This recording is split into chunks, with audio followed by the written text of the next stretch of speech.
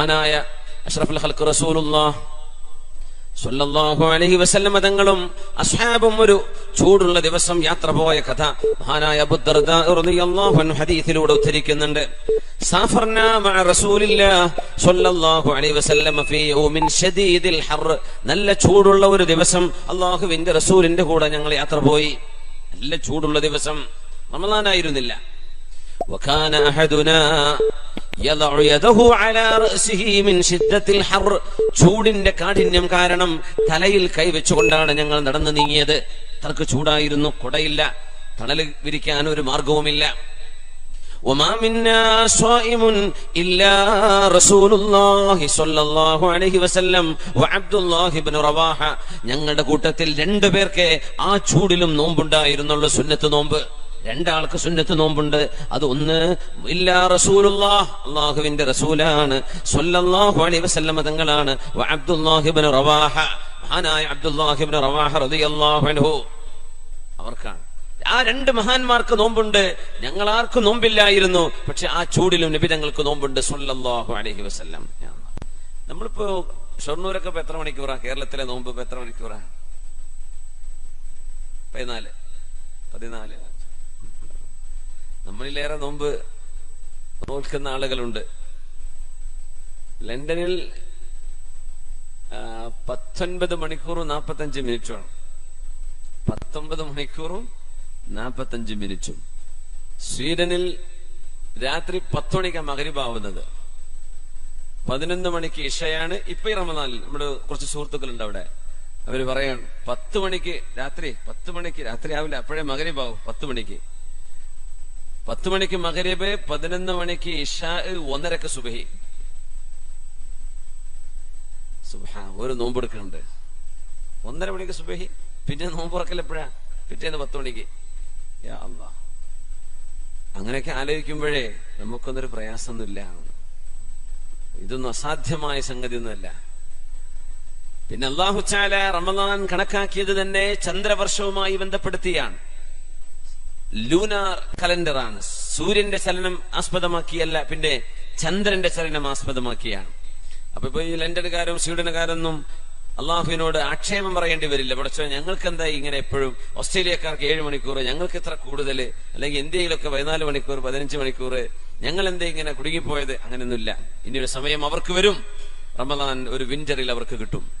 റമദാൻ ഏറ്റവും ചുരുങ്ങിയ സമയമായി UK-ക്കാർക്ക് കിട്ടും. അതൊരു 5 മണിക്കൂറും 6 മണിക്കൂറൊക്കെ റമദാൻ വരാൻ പോകുന്നുണ്ട്. ഇപ്പൊ ഇച്ചിരി കൂടുതലാണ്.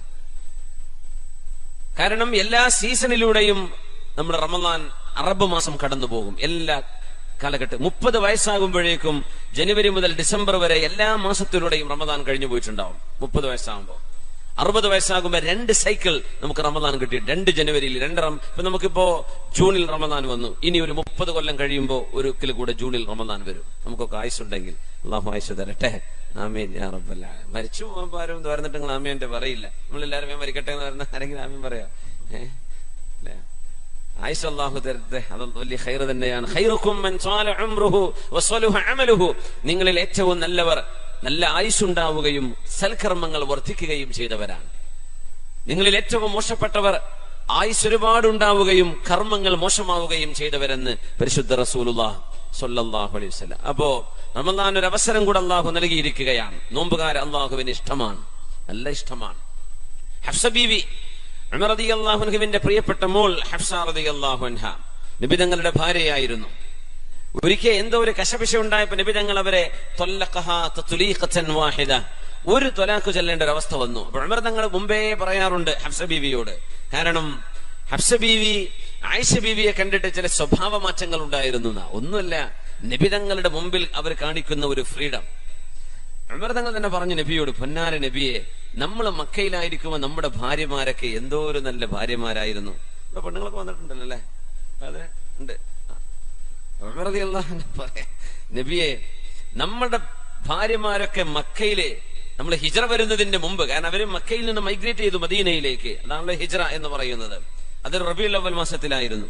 പക്ഷേ വർഷം കണക്കാക്കുന്നത് ഹിജ്റ വർഷം മുഹറം മുതലാണ്. ഹിജ്റ നടന്നത് റബീഉൽ അവ്വലിലാണ്. ഇരിക്കട്ടെ.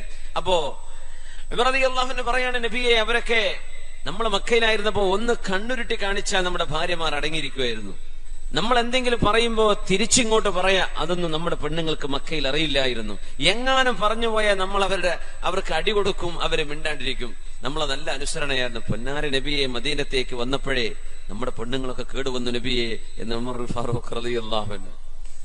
ഒരിക്കൽ ഉമർ തങ്ങൾ എന്തോ ഭാര്യയോട് സംസാരിച്ചപ്പോ ഭാര്യ ഇങ്ങോട്ട് തിരിച്ചു മറുപടി പറഞ്ഞു. അതുറാജിഈനനി, എന്നോട് തിരിച്ചു മറുപടി പറയേ എന്ന് ഉമർ തങ്ങൾ ചോദിച്ചപ്പോ ഭാര്യ പറഞ്ഞു, അതിനെന്താ കുഴപ്പം? വഅസ്വാജു റസൂലില്ലാഹി സ്വല്ലല്ലാഹു അലൈഹി വസല്ലം യുറാജിഉനഹു, അല്ലാഹുവിന്റെ റസൂലിന്റെ ഭാര്യമാര് നബി തങ്ങളോട് അങ്ങനെ പറയാറുണ്ടല്ലോ. പറഞ്ഞതിന് മറുപടി പറയാറുണ്ട്. ഉമർ തങ്ങൾ പറഞ്ഞു, സുബ്ഹാനല്ലാഹ്, അല്ലാഹുവിന്റെ റസൂൽ. അപ്പൊ എവിടെന്നാ ഈ ഉമർ തങ്ങളുടെ ഭാര്യ കിട്ടുന്ന? സ്വന്തം മോള് ഹഫ്സ ബീവി നബിയുടെ ഭാര്യയാണ്. ഉമർ റളിയല്ലാഹു അൻഹു ഓടിച്ചെന്ന് പറഞ്ഞു, ഹഫ്സ അതുറാജിഈന റസൂലല്ലാഹി സ്വല്ലല്ലാഹു അലൈഹി വസല്ലം, ഹഫ്സ, അല്ലാഹുവിന്റെ റസൂല് പറയുന്നത് നിങ്ങൾ മറുപടി പറയാറുണ്ടോ മോളെ? ഞങ്ങളെല്ലാരും അങ്ങനെയൊക്കെ പറയാറുണ്ട് മോളെ. എന്നാൽ ഇനി പറഞ്ഞു പോവല്ലേ, നബിയോട് പറഞ്ഞു പോവല്ലേ. ആരാണ് നബി തങ്ങളെന്ന് മോൾക്കറിയുമോ? ഹബീബിന്റെ ഇഷ്ടക്കുറവ് സമ്പാദിച്ചാൽ നിന്റെ ദുന്യാവും നിന്റെ ആഖിറവും നഷ്ടപ്പെടും മോളെ. പിന്നെ അള്ളാഹുവിന്റെ റസൂലിന്റെ ഇഷ്ടപ്പെട്ട കൂട്ടുകാരന്റെ ഇഷ്ടപ്പെട്ടൊരു മോളുണ്ട്. ആ മോളെ കണ്ട് ഹഫ്സ നീ പഠിക്കാൻ നിൽക്കണ്ട. കാരണം അത് ആയിഷ ബീവിയാണ്. ആയിഷ ബീവി ചെയ്യുന്നത് നബി തങ്ങൾക്ക് ഇഷ്ടമാണ്. ആയിഷ ബീവി ചെയ്യുന്നത് കണ്ടിട്ട് ഹഫ്സ നീ അത് കോപ്പിയടിക്കണ്ട. നീ എന്റെ മോളാണ്, നീ ആയിഷ ബീവി സിദ്ദീഖ് മോളാണ്. അള്ളാഹുവിന്റെ റസൂലിന്റെ 60 കൊല്ലത്തെ കൂട്ടുകാരനാണ് അബൂബക്കർ സിദ്ദീഖ് റളിയല്ലാഹു അൻഹു. ഈ പരിപാടിന്റെ 2 സംഘാടകരും അബൂബക്കർ സിദ്ദീഖ്, മാഷാ അല്ലാഹ്, അതൊരു വലിയ സൗഭാഗ്യമായി തോന്നുകയാണ്. 60 കൊല്ലത്തെ നബിയുടെ കൂട്ടുകാരനാണ് സിദ്ദീഖ് തങ്ങൾ. ആ സിദ്ദീഖ് തങ്ങളുടെ മോള് ആയിഷ ബീവി നബി തങ്ങളോട് സംസാരിക്കുന്ന പോലെ ഹഫ്സ നീ സംസാരിക്കരുത് കേട്ടോ. കുഴപ്പമില്ല എന്ന് പറഞ്ഞു. പക്ഷേ നബി തങ്ങൾ അങ്ങനെ ഫ്രീഡം കൊടുത്തിരുന്നു സല്ലല്ലാഹു അലൈഹി വസല്ലം. യാ അല്ലാഹ്, ഉമർ നബി തങ്ങളിലേക്ക് വിഷമിച്ചിരിക്കുമ്പോഴാ ഈ കാര്യമെന്ന് പറഞ്ഞു, നബിയെ ഇപ്പൊ മദീനത്തെ പെണ്ണുങ്ങളൊക്കെ നമ്മളെ ഇങ്ങോട്ടടിക്കുമെന്ന പേടി. ആ നിരക്കായിട്ടുണ്ട് അവരുടെയൊക്കെ പെരുമാറ്റം. മദീനക്കാരികളായ അൻസ്വാരി പെണ്ണുങ്ങൾ ഇച്ചിരി ഗഡ്സുള്ള പെണ്ണുങ്ങളാ. അവരെ കണ്ടപ്പോ നമ്മുടെ പെണ്ണുങ്ങളൊക്കെ കേടൊന്നു പോയി നബിയെ എന്ന് പറഞ്ഞൊരു രംഗമുണ്ട് റസൂലുള്ളാഹി തങ്ങളോട് സ്വല്ലല്ലാഹു അലൈഹി വസല്ലം. നമ്മള് ചില ആളുകളുടെ കൂടെ ഇരിക്കുമ്പോ അവരുടെ കൂടെ ഇരുന്ന് നല്ലത് പഠിക്കണം എന്ന് ആഗ്രഹിക്കുക. നമ്മള് കൂടെ ഇരുത്തി അവര് കേടൊന്നു പോയാൽ എന്തായിരിക്കും അവസ്ഥ? തത്തമ്മയുടെ കഥ പറയാറുണ്ട്. ഒരു സാധുവായ ഒരു ക്രിസ്ത്യാനിയായ സുഹൃത്തിന് നല്ല തത്തമ്മ ഉണ്ടായിരുന്നു. അപ്പൊ തത്ത വർത്തമാനം പറയുമല്ലോ, അതിനിടയ്ക്ക് ആരോ ഒരു മോശപ്പെട്ട 1-2 വാക്ക് പഠിപ്പിച്ചു കൊടുത്തു തത്തയ്ക്ക്. അപ്പോഴാണ് ആരോ പറഞ്ഞോട് നമ്മുടെ പള്ളിയിൽ അച്ഛന്റെ അടുത്ത് തത്തണ്ടെന്ന്, അച്ഛന്റെ തത്തന്റെ കൂടെ കൊണ്ടുപോയിട്ട് 2 ആഴ്ചയോടെ നിൽക്കട്ടെ, പക്ഷെ നല്ലതൊക്കെ പഠിച്ചു വരട്ടെ. ചെന്ന് നോക്കുമ്പോ അച്ഛന്റെ തത്ത പറയുന്നത് പറയാൻ പറ്റാത്ത തെറിയാണ്. അതൊക്കെ പഠിച്ചിട്ടാ പിന്നെ തത്ത തിരിച്ചു വരുന്നത്. സുബ്ഹാനല്ലാഹ്. അപ്പോ നമ്മള് ഒരു ഭാഗത്ത് ചെന്നിരിക്കുമ്പോ അവരിൽ നിന്ന് നമ്മൾ ചാരിയത മണക്കെന്ന് പറഞ്ഞ പോലെ നല്ല പെണ്ണുങ്ങളായിരുന്ന മക്കക്കാരികളായ പെണ്ണുങ്ങൾ, ഹിജറ വന്ന മുഹാജിറാത്തുകൾ മദീനക്കാരികളെ കണ്ടിട്ട് ഇങ്ങനെ ഒരു സ്വഭാവ ദൂഷ്യം, ഭർത്താക്കന്മാരോട് അടിച്ചു കയറി സംസാരിക്കും. എന്തായിരുന്നാലും ഒരിക്കൽ നബി തങ്ങൾക്ക് ഹഫ്സ ബീവിയെ ഒരു തൊലാഖ് ചൊല്ലേണ്ട ഒരു അവസ്ഥ വന്നു. ഒരു തൊലാഖ് ചൊല്ലി. അപ്പോഴേക്കും വഹി വരുന്നു. നസലൽ അമീനു ജിബ്രീലു അലൈഹിസ്സലാം വഹയുമായി വരുന്നിട്ടുണ്ട്. നബിയോട് പറയുന്നു, യാ റസൂലല്ലാഹ് റാജിഅഹാ, ഹഫ്സ ബീവിയെ അങ്ങ് തിരിച്ചെടുക്കണം. നബിയെ ഹഫ്സ ബീവിയെ അങ്ങ് തിരിച്ചെടുക്കണം. ഫഇന്നഹാ സവ്വാമത്തുൻ ഖവ്വാമ വസൗജതുക ഫിൽ ജന്നah. ഹഫ്സ ബീവി നബിയെ ഒരുപാട് സുന്നത്ത് നോമ്പെടുക്കുന്ന പെണ്ണാണ്. അതുകൊണ്ട് ഹഫ്സ ബീവി അങ്ങ് തിരിച്ചെടുക്കണം. ഖവ്വാമത്തുൻ, രാത്രി നിന്ന് നിസ്കരിക്കുന്ന സ്വഭാവമുള്ള നല്ല പെണ്ണാണ് നബിയെ ഹഫ്സ. വസൗജതുക ഫിൽ ജന്നah, നാളെ സ്വർഗ്ഗത്തിൽ അങ്ങയുടെ കൂടെ അങ്ങയുടെ ഭാര്യയായി വരാനുള്ള പെണ്ണാണവർ. അതുകൊണ്ട് ഹഫ്സയെ ഒഴിവാക്കരുത് നബിയെ റളിയല്ലാഹു അൻഹയെ അങ്ങ് തിരിച്ചെടുക്കണം എന്ന് പറഞ്ഞ് റാജഅഹാ റസൂലുള്ളാഹ്, നബി തങ്ങൾ അവരെ തിരിച്ചെടുക്കുകയും ചെയ്തു സ്വല്ലല്ലാഹു അലൈഹി വസല്ലം. അതിന് കാരണം പറഞ്ഞത് ഹഫ്സ ബീവി സുന്നത്ത് നോമ്പെടുക്കുന്ന പെണ്ണാണ് എന്നാണ്. സവ്വാമ, ഒരുപാട് സുന്നത്ത് നോമ്പെടുത്തിരുന്നു. റമദാൻ കഴിഞ്ഞാലും അതിന്റെ മുമ്പും നോമ്പെടുക്കുന്നത്. മഅ്ലബ് ബിൻ ഫദ്ൽ റളിയല്ലാഹു അൻഹുവാണ് 6 മാസക്കാലം മുഅ്മിനീങ്ങൾ അല്ലാഹുവിനോട് റമദാൻ തരണമേ എന്ന് ദുആ ചെയ്യുമായിരുന്നു എന്ന് പറഞ്ഞത്. അല്ലാമ മഅ്ലബ് ബിൻ ഫദ്ൽ കാനൂ യദ്ഊന അല്ലാഹ 6 അശ്ഹുരിൻ അൻ യുബല്ലിഗഹും റമദാൻ. നോമ്പെടുക്കുന്ന മാസം അല്ലാഹുവേ ഞങ്ങൾക്ക് തരണമേ എന്ന് 6 മാസം അല്ലാഹുവിനോട് ദുആ ഇറക്കുമായിരുന്നു റമദാൻ വരുന്നതിന്റെ മുമ്പ്. യഹ്യ ഇബ്നു കസീർ എന്നവർ അവരുടെ ദുആ തന്നെ ഉദ്ധരിക്കുകയും ചെയ്തു. അല്ലാഹുമ്മ സല്ലിംനാ റമളാൻ വസല്ലിം റമളാന ലനാ വതസല്ലംഹു മിന്നാ മുതഖബ്ബല. ഇങ്ങനെ ദുആ ചെയ്യുമായിരുന്നു മുൻഗാമികൾ. 6 മാസം ഇങ്ങനെ ഒരു നോമ്പ് വന്നു കിട്ടാൻ.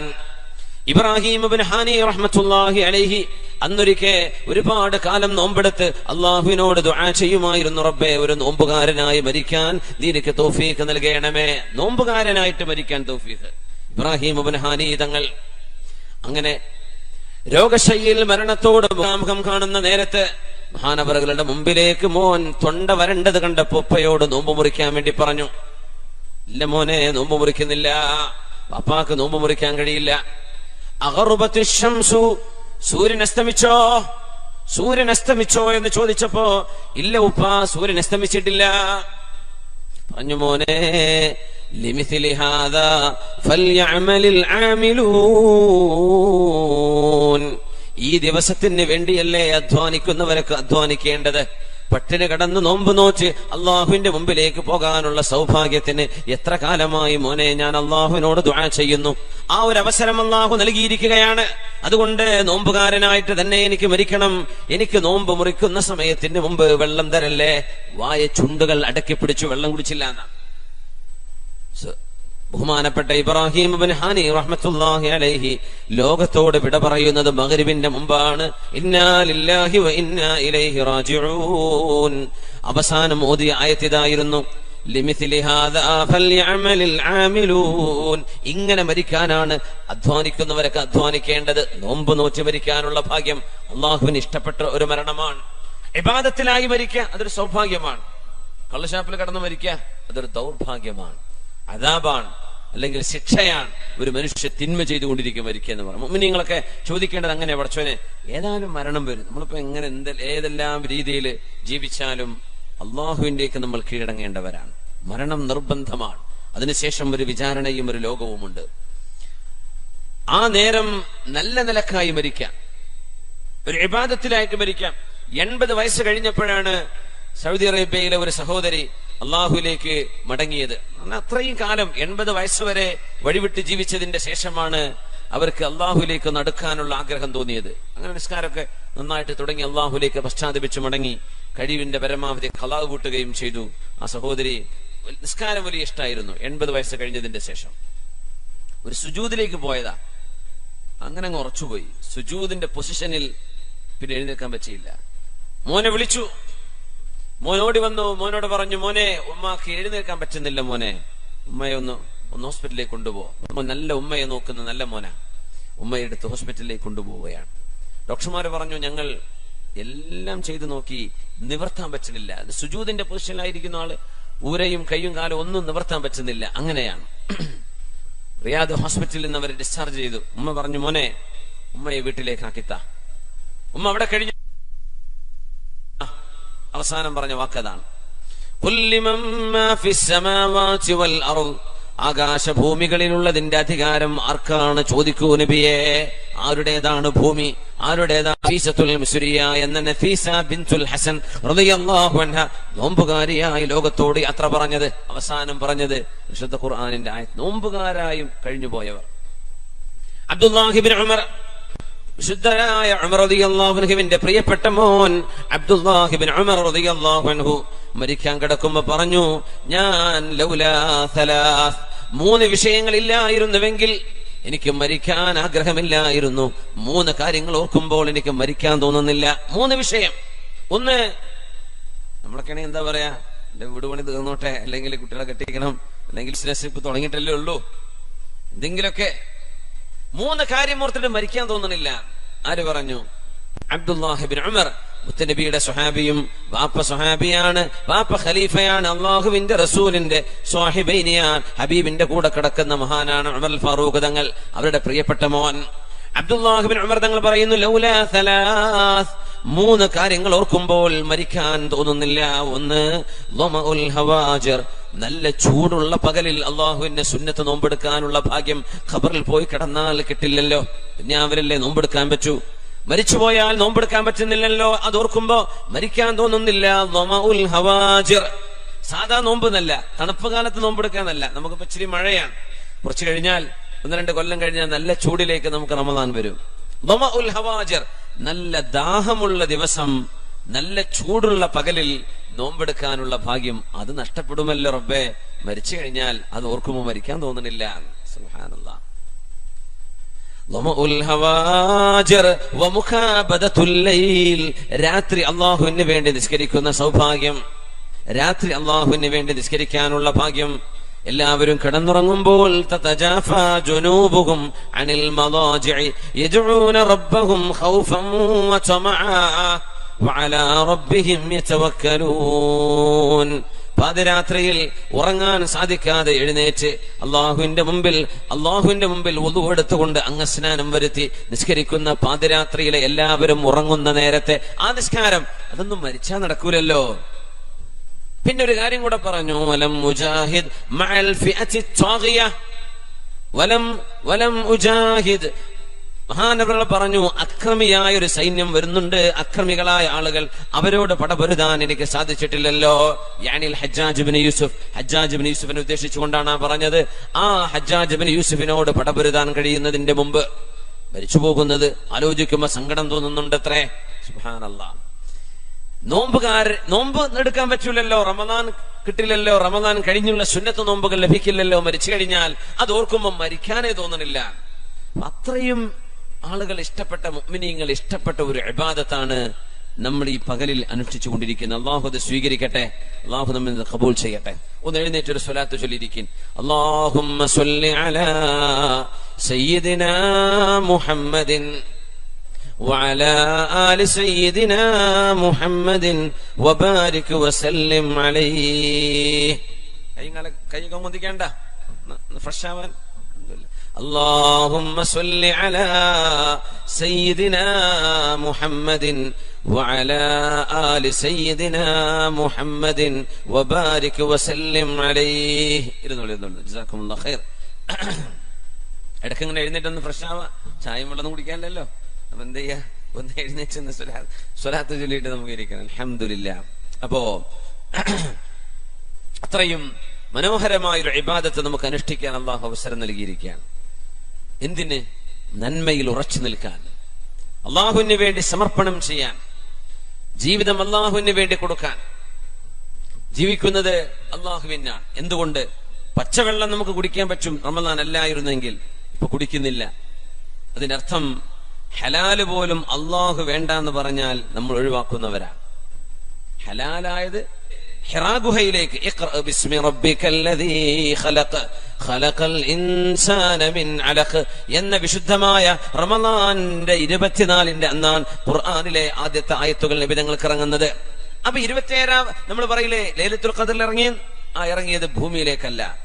ഇന്നാ അൻസൽനാഹു ഫീ ലൈലത്തിൽ ഖദർ എന്ന് പറഞ്ഞതിന്റെ അർത്ഥം അള്ളാഹുവിന്റെ ലൗഹുൽ മഹ്ഫൂദ് എന്ന സൃഷ്ടിയിൽ നിന്ന് 1-ാം ആകാശത്തെ ബൈത്തുൽ ഇസ്സ എന്ന അതാണ്. മൂസാ നബി അലൈഹിസ്സലാമിന് തൗറാത്ത് കിട്ടിയിട്ടുണ്ട്. മഹാനായ മൂസാ നബി അലൈഹിസ്സലാമിന് തൗറാത്ത് ലഭിക്കുന്ന റമദാൻ 6-നോ 7-നോ ആണ്. മഹാനായ ഈസാ നബി അലൈഹി സ്വലാത്തു വസ്സലാമിന് ഇൻജീൽ കൊടുക്കുന്നത് റമദാൻ 17. മഹാനായ ദാവൂദ് നബി അലൈഹിസ്സലാമിന്റെ സബൂർ കൊടുക്കുന്നതും വിശുദ്ധമായ റമദാനിൽ തന്നെ. പരിശുദ്ധമായ ഖുർആൻ ഇറങ്ങുന്നത് റമദാൻ 24-ന്. ഇങ്ങനെ നോക്കിയാൽ അള്ളാഹുവിന്റെ കലാമുകൾ എല്ലാം അവതരിച്ചത് പരിശുദ്ധമായ ഈ മാസത്തിലാണ്. അതുകൊണ്ടാണ് ശഹ്റു റമദാനല്ലദീ ഉൻസില ഫീഹിൽ ഖുർആൻ ഹുദൻ ലിന്നാസി വബയ്യിനാതിൻ മിനൽ ഹുദാ വൽ ഫുർഖാൻ. ഒരു പുതിയ ജീവിതം ആരംഭിക്കുന്ന പോലെയാണ് റമദാൻ എന്നാണ്. പുതിയ ജീവിതം. അതുകൊണ്ടല്ലേ രാത്രി നിസ്കരിച്ചാൽ പാപങ്ങൾ പൊറുക്കപ്പെടും, നോമ്പ് നോറ്റാൽ പാപങ്ങൾ പൊറുക്കപ്പെടും, ദാനധർമ്മം ചെയ്താൽ പാപങ്ങൾ പൊറുക്കപ്പെടും. എങ്ങനെ? ഉമ്മ പ്രസവിച്ച അന്നത്തെ പോലെ ഒരു കുഞ്ഞിന്റെ പരിശുദ്ധിയിലേക്ക് ഒരു മനുഷ്യൻ മാറുന്നു. എല്ലാം ഒരു ആരംഭിക്കുന്ന പോലെ. വിശുദ്ധമായ ഖുർആൻ റമദാനെ പറ്റി പറഞ്ഞത് ഒരു ആയത്താണ്. ഒരായത്തിലാണ് റമദാൻ എന്ന വാക്ക് അല്ലാഹു ഉപയോഗിച്ചത്. അത് സൂറത്തുൽ ബഖറയുടെ മധ്യം കഴിഞ്ഞതിന്റെ ശേഷം. അതും ഇസ്ലാമിന്റെ അർക്കാനുകൾ, നിസ്കാരവും ജിഹാദും മറ്റു കാര്യങ്ങളും പറയുന്നതിന്റെ ഇടയിൽ അല്ലാഹു തആല റമദാനെ സംബന്ധിച്ച് പറഞ്ഞു. അവിടെ തന്നെ ഖുർആൻ നിങ്ങൾക്ക് നൽകപ്പെട്ടു എന്ന് പറഞ്ഞ് ഹുദൻ ലിന്നാസ്, ഖുർആൻ ജനങ്ങൾക്ക് മാർഗദർശനമാണ്. എവിടെ പറയുന്നത്? ഖുർആനിന്റെ ഏറ്റവും ദീർഘമായ സൂറത്തിന്റെ മധ്യത്തിൽ. അവിടെ വെച്ച് പറയുമ്പോൾ ഖുർആൻ അറിയുന്ന സ്വഹാബികളല്ലേ, അവരോട് പിന്നെ ഖുർആൻ ഹുദയാണ്, സന്മാർഗമാണ്, മാർഗദർശനമാണ്, ഖുർആൻ വിജയമാണ് എന്നൊക്കെ പറയേണ്ട വല്ല ആവശ്യമുണ്ടോ? എന്നിട്ട് പോലും അല്ലാഹു തആല ഒരു പുതിയ ജീവിതം ആരംഭിക്കുന്ന പോലെ, കാരണം നോമ്പിലൂടെ ഒരു പുതിയ ജീവിതം ആരംഭിക്കാൻ. അതുകൊണ്ട് ഖുർആൻ അതിനെപ്പറ്റി ഇനിയും അറിഞ്ഞിട്ടില്ലാത്ത ആളുകൾക്ക് ഇതാ ഒരു പുതുജീവൻ നൽകുന്ന വിശുദ്ധ ഗ്രന്ഥമാണ് എന്ന് ഖുർആനെ പരിചയപ്പെടുത്തിക്കൊണ്ടാണ് ആയത്ത് അവതരിക്കുന്നത്. വലിയൊരു അത്ഭുതമാണ്. ഒരു പുതിയ ജീവിതം ആരംഭിക്കുന്ന പോലെ, ഖുർആനിനെ ആദ്യമായി കാണുന്ന പോലെ. റമദാനിലെ ഖുർആൻ ഓതുമ്പോൾ അങ്ങനെയാണ്, ആദ്യമായി കാണുന്ന പോലെ. ആ മതിപ്പ് വിശുദ്ധമായ ഗ്രന്ഥത്തോട് നമുക്ക് വേണം. അള്ളാഹു നമുക്ക് തൗഫീഖ് നൽകട്ടെ. സബാത്ത്, ഉറച്ചു നിൽക്കണം നന്മയിൽ. റമദാൻ കഴിഞ്ഞാൽ നമ്മളത് ആ ഒരു നന്മ നഷ്ടപ്പെടുത്തുകയോ കളഞ്ഞു കുളിക്കുകയോ ചെയ്യാതെ റമദാനിന്റെ വിശുദ്ധി ജീവിതത്തിലുടനീളം അതിന് അല്ലാഹുവിനോട് ചോദിക്കണം. അല്ലാഹു നമുക്ക് തരട്ടെ. യാ അയ്യുഹല്ലദീന ആമനൂ ഇദാ ലഖീതും ഫിഅതൻ ഫസ്ബുതൂ വദ്കുറുല്ലാഹ കസീറൻ ലഅല്ലകും തുഫ്ലിഹൂൻ. അല്ലയോ ഈമാനുള്ളവരെ, യാ അയ്യുഹല്ലദീന ആമനൂ, സത്യവിശ്വാസികളെ, ഇദാ ലഖീതും ഫിഅതൻ ഫസ്ബുതൂ, നിങ്ങൾ ശത്രുക്കളുമായി പടപൊരുതുന്ന സമയം, ശത്രുക്കളെ കണ്ടുമുട്ടുമ്പോൾ ഫസ്ബുതൂ, നിങ്ങൾ അടിയുറച്ചു നിൽക്കണം, ഓടിപ്പോവരുത്, അടിയുറച്ചു നിൽക്കണം. വദ്കുറുല്ലാഹ കസീറാ, നിങ്ങൾ അല്ലാഹുവിനെ ഒരുപാട് ഓർക്കണമേ, ധാരാളം ദിക്ർ ചൊല്ലണമേ.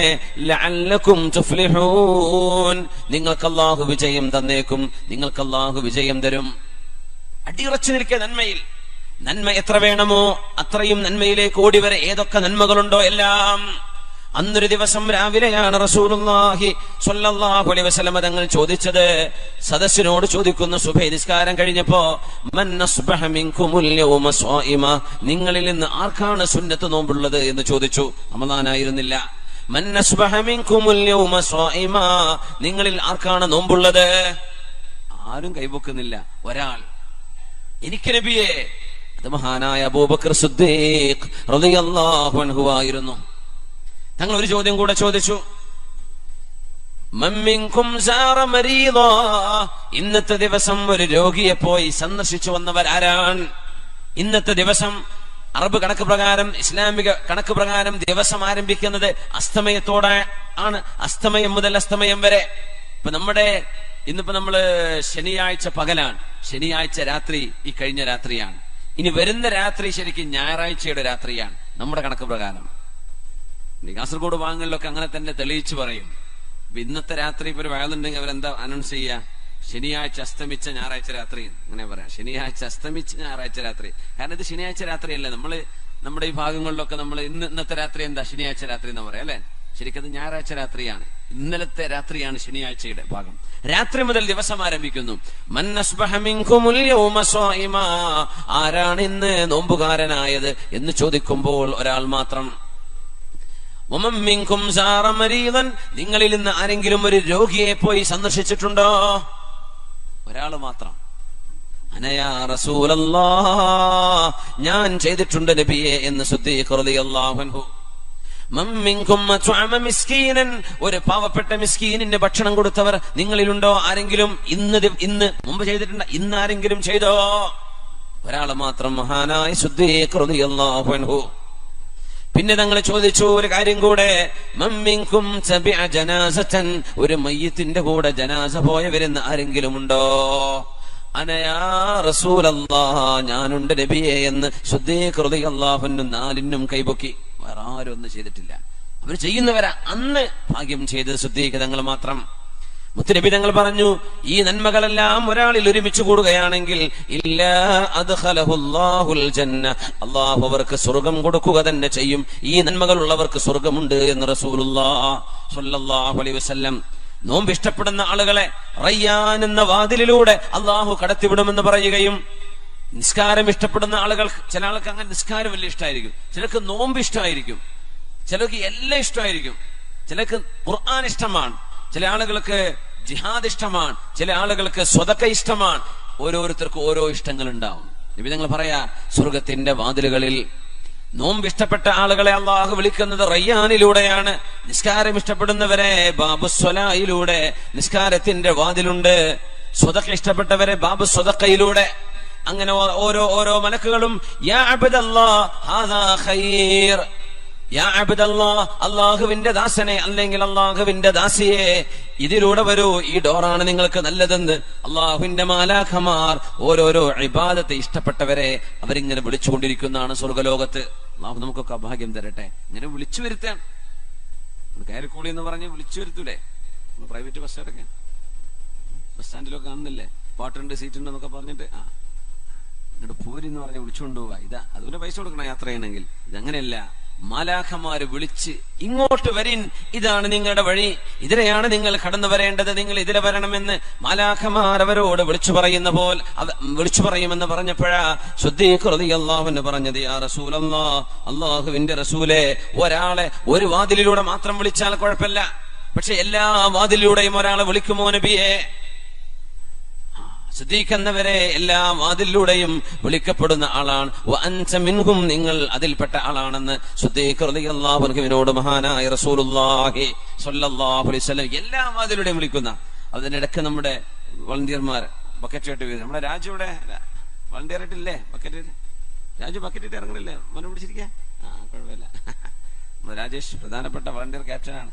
അപ്പോ ഏതായിരുന്നാലും നമ്മൾ ഇത് എന്തെങ്കിലുമൊക്കെ നിങ്ങൾ വല്ല സ്വതക്കയും കണ്ടറിഞ്ഞു കൊടുക്കുകയാണെങ്കിൽ ഒരു 100 കുറയാതൊക്കെ കൊടുക്കുക. റമദാനല്ലേ, അള്ളാഹു ബർക്കത്തൊക്കെ തരട്ടെ. അൽഹംദുലില്ലാഹ്. 100 ചുരുക്കണം എന്നല്ല, അതിന് വലുത് കൊടുക്കാൻ വരെ അങ്ങനെ കൊടുത്തോളൂ. നമുക്ക് 1-2 കുട്ടികളുടെ കല്യാണ വിഷയത്തിലൊക്കെ സഹായിക്കാനുണ്ട് ഇൻഷാ അള്ളാഹ്. അപ്പോ ആ വഴിക്കാണത് കാര്യങ്ങൾ നീങ്ങുക. അതുകൊണ്ട് ഇൻഷാ അള്ളാഹ് നിങ്ങളൊക്കെ ഒന്ന് കണ്ടറിഞ്ഞു കൊടുക്കുക. അള്ളാഹു തആല വിജയിപ്പിക്കട്ടെ. ആമീൻ യാ റബ്ബൽ ആലമീൻ. സഹോദരിമാരൊക്കെ നല്ല സ്വതക്കങ്ങൾ കൊണ്ടുവന്നിട്ടുണ്ടാകും. എന്ത് ചെയ്യാം, നല്ല നിയ്യത്ത് വെച്ചിട്ട് കൊടുക്കി നമുക്ക് പ്രത്യേകമായിട്ട് ദുആ ചെയ്യുകയും ചെയ്യാം. അള്ളാഹു ഖബൂലാക്കട്ടെ. ആമീൻ യാ റബ്ബൽ ആലമീൻ. ഈ നന്മകളെല്ലാം ഒരുമിച്ച് കൂടുന്ന ആൾക്ക് സ്വർഗം ഉറപ്പാണത്രേ നബി തങ്ങൾ പറയാ സ്വല്ലല്ലാഹു അലൈഹി വസല്ലം. എങ്ങനെ? സുന്നത്ത് നോമ്പെടുക്കുന്നു, പാവപ്പെട്ടവർക്ക് ഭക്ഷണം കൊടുക്കുന്നു, രോഗിയെ സന്ദർശിക്കുന്നു, ഒരു മയ്യത്തുണ്ടെങ്കിൽ ആ മയ്യത്തിന്റെ കൂടെ ജനാസ പോകുന്നു. ഇത് ശീലമാക്കുന്നവർ, അത് ഇഷ്ടമാവുന്നവർ, ആ നന്മ തുടരെ ചെയ്തുകൊണ്ടിരിക്കുന്നവർ, അവർക്ക് സ്വർഗമുണ്ടെന്ന് പരിശുദ്ധ ഹബീബ് സ്വല്ലല്ലാഹു അലൈഹി വസല്ലം. അതിലുമുണ്ട് വിശുദ്ധമായ നോമ്പ്. അബൂ ഉമാമ റളിയല്ലാഹു അൻഹു പറയുന്നുണ്ട്, അബൂ ഉമാമ റളിയല്ലാഹു അൻഹു മഹാനവറുകൾ അന്നൊരിക്കൽ നബി തങ്ങൾ പള്ളിയിൽ വെച്ച് കണ്ടപ്പോഴാണ് ഒരു ദുആ പഠിപ്പിച്ചു കൊടുത്തത്. അബൂ ഉമാമത്തുൽ ബാഹിലി റളിയല്ലാഹു അൻഹു നിസ്കാരം നടക്കാൻ സാധ്യതയില്ലാത്ത നേരത്ത് ളുഹറിന്റെ മുമ്പ് പള്ളിയിൽ നിരന്തരമായി വന്നിരിക്കുന്നത് കാണുമ്പോ ചോദിച്ചു, അബൂ ഉമാമ, എന്തേ നിങ്ങൾ ഈ നേരത്തെ പള്ളിയില് ജോലിക്ക് പോകുന്നില്ലേ? ചോദിച്ച പറഞ്ഞു, നബിയെ, ദുയൂനി വഹുമൂമി ലസിമത്നി യാ റസൂലല്ലാഹ്, അല്ലാഹുവിന്റെ റസൂലേ, ഒരുപാട് കടമുണ്ട് നബിയെ, സങ്കടവുമുണ്ട് നബിയെ, ടെൻഷനാ നബിയെ, കടമാണ്, പുറത്തിറങ്ങാൻ കഴിയുന്നില്ല, അതുകൊണ്ട് അള്ളാഹുവിന്റെ പള്ളിയിലേക്ക് വന്നിരിക്കാൻ. സുബ്ഹാനല്ലാഹ്. ഇങ്ങനെ കടവും പ്രയാസമൊക്കെ വരുമ്പോ അള്ളാഹുവിന്റെ മുമ്പിലേക്ക് ആ വിഷയം അവതരിപ്പിക്കാൻ വേണ്ടി വരാൻ, പള്ളിയിൽ കയറിയിരിക്കാൻ. വിധങ്ങൾ ആ സങ്കടം ഇങ്ങനെ കണ്ടപ്പോ സഹാബിയോട് ചോദിച്ചതാണ്, യാ അബൂ ഉമാമ അലാ ഉഅല്ലിമുക കലിമാത്തിൻ ലൗ ഖുൽതഹാ ഖദല്ലാഹു അൻക ദൈനക വകഫാക ഹമ്മക. ബിമഅനൽ ഹദീസ്. മഹാനായ നബി തങ്ങൾ പറയാണ് സ്വല്ലല്ലാഹു അലൈഹി വസല്ലം, അബൂ ഉമാമ, നിങ്ങൾക്ക് ഞാൻ ചില വചനങ്ങൾ പഠിപ്പിച്ചു തരട്ടെയോ? അത് നിങ്ങൾ ചൊല്ലുകയാണെങ്കിൽ നിങ്ങളുടെ കടം അല്ലാഹു വീട്ടിത്തരികയും നിങ്ങളുടെ ടെൻഷൻ അല്ലാഹു ഒഴിവാക്കി തരികയും ചെയ്യും.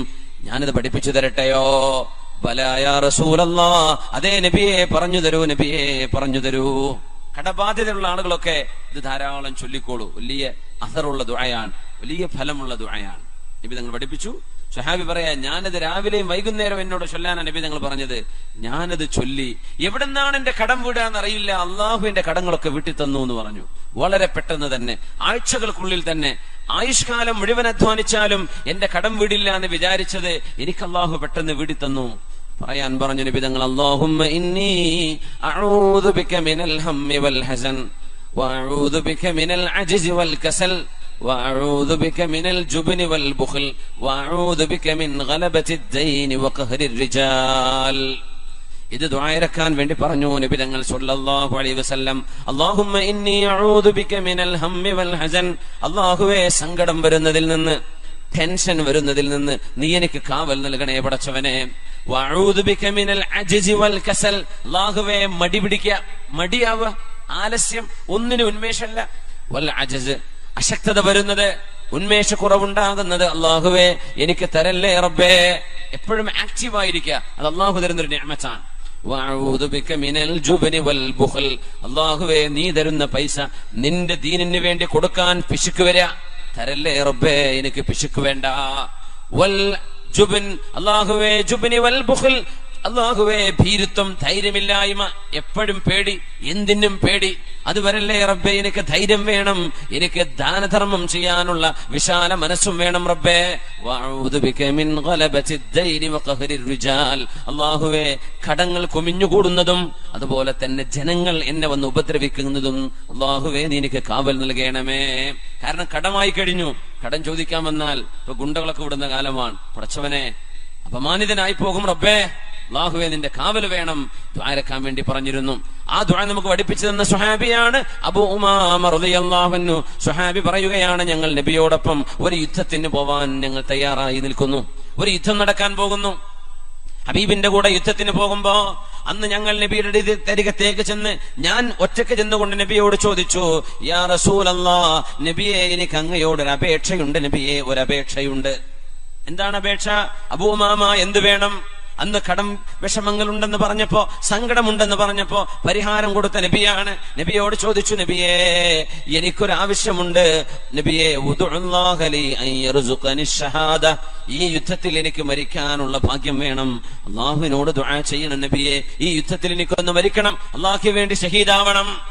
സുബ്ഹാനല്ലാഹ്, നമ്മളൊക്കെ ആണെങ്കിൽ ഒരു തടിക്ക് കുഴപ്പമില്ല അങ്ങ് രക്ഷപ്പെട്ടു പോരണമെന്നായിരിക്കും പറയാം അല്ലെ. തങ്ങളോട് പറയാ, നബിയെ എനിക്ക് ഈ യുദ്ധത്തിൽ മരിക്കണം, എനിക്ക് സ്വർഗം വേണം നബിയെ, ഒന്ന് ദ്വാരക്ക് നബിയെ. തങ്ങൾ ദുആ ചെയ്തു, അല്ലാഹുമ്മ സല്ലിംനാ അല്ലാഹുമ്മ ഗന്നിംനാ, പടച്ചവനെ ഈ യുദ്ധത്തിൽ ഞങ്ങളെയൊക്കെ രക്ഷപ്പെടുത്തണം, അല്ലാഹുവേ ഈ യുദ്ധം ഞങ്ങൾക്ക് വിജയമാക്കി തരണം. ആരും വന്ന് ഷഹീദായില്ല ആ യുദ്ധത്തിൽ, എല്ലാരും വിജയിച്ചു എന്ന് മാത്രമല്ല സ്വഹാബികൾക്ക് ഇഷ്ടം പോലെ ഗനീമത്ത് സ്വത്തും കിട്ടുകയുണ്ടായി. വേറെ രണ്ടാമതൊരു യുദ്ധം വന്നു. അന്നും മഹാനവറുകൾ പറഞ്ഞു, യാ റസൂലല്ലാഹ് നബിയേ ഇസ്അലില്ലാഹ ലന ഷഹാദ, അല്ലാഹുവിനോട് ഞങ്ങൾക്ക് രക്തസാക്ഷിത്വം വേണം നബിയേ, ഒന്ന് ചോദിക്കും നബിയേ. നബി ദുആയിരുന്നു, അല്ലാഹുമ്മ സല്ലിംനാ അല്ലാഹുമ്മ ഗന്നിംനാ, പടച്ചവനെ ഞങ്ങളെയൊക്കെ രക്ഷപ്പെടുത്തണം, ഞങ്ങൾക്ക് ഗനീമത്ത് സ്വത്ത് വേണം. അന്നും ആരും ഷഹീദായില്ല. മൂന്നാമത്തെ തവണ നബിയോട് വന്ന് ചോദിച്ചു, നബിയേ ഒന്ന് ദുആരക്ക് നബിയേ, ഞങ്ങൾക്ക് രക്തസാക്ഷികളാകണം, അല്ലാഹുമ്മ സല്ലിംനാ അല്ലാഹുമ്മ ഗന്നിംനാ എന്ന് മൂന്നാമത്തെ തവണയും ഞങ്ങൾ ദുആ ചെയ്തു. അന്നും അവരാരും ഷഹീദായില്ല. അപ്പോഴാണ് അബൂ ഉമാമ തങ്ങൾ വന്ന് പറഞ്ഞത്, നബിയേ 3 തവണ അങ്ങയോട് ചോദിച്ചിരുന്നു നബിയെ ഷഹീദാവാൻ. അന്നൊക്കെ അങ്ങ് ദുആ ചെയ്തത് ഷഹാദത്തിന് വേണ്ടിയല്ല, രക്ഷപ്പെടുത്തണേ റബ്ബേ, ഞങ്ങൾക്ക് യുദ്ധത്തിൽ വിജയം വേണമെന്ന് ദുആ ചെയ്തു. ഞങ്ങൾ വിജയിക്കുകയും ചെയ്തു നബിയെ.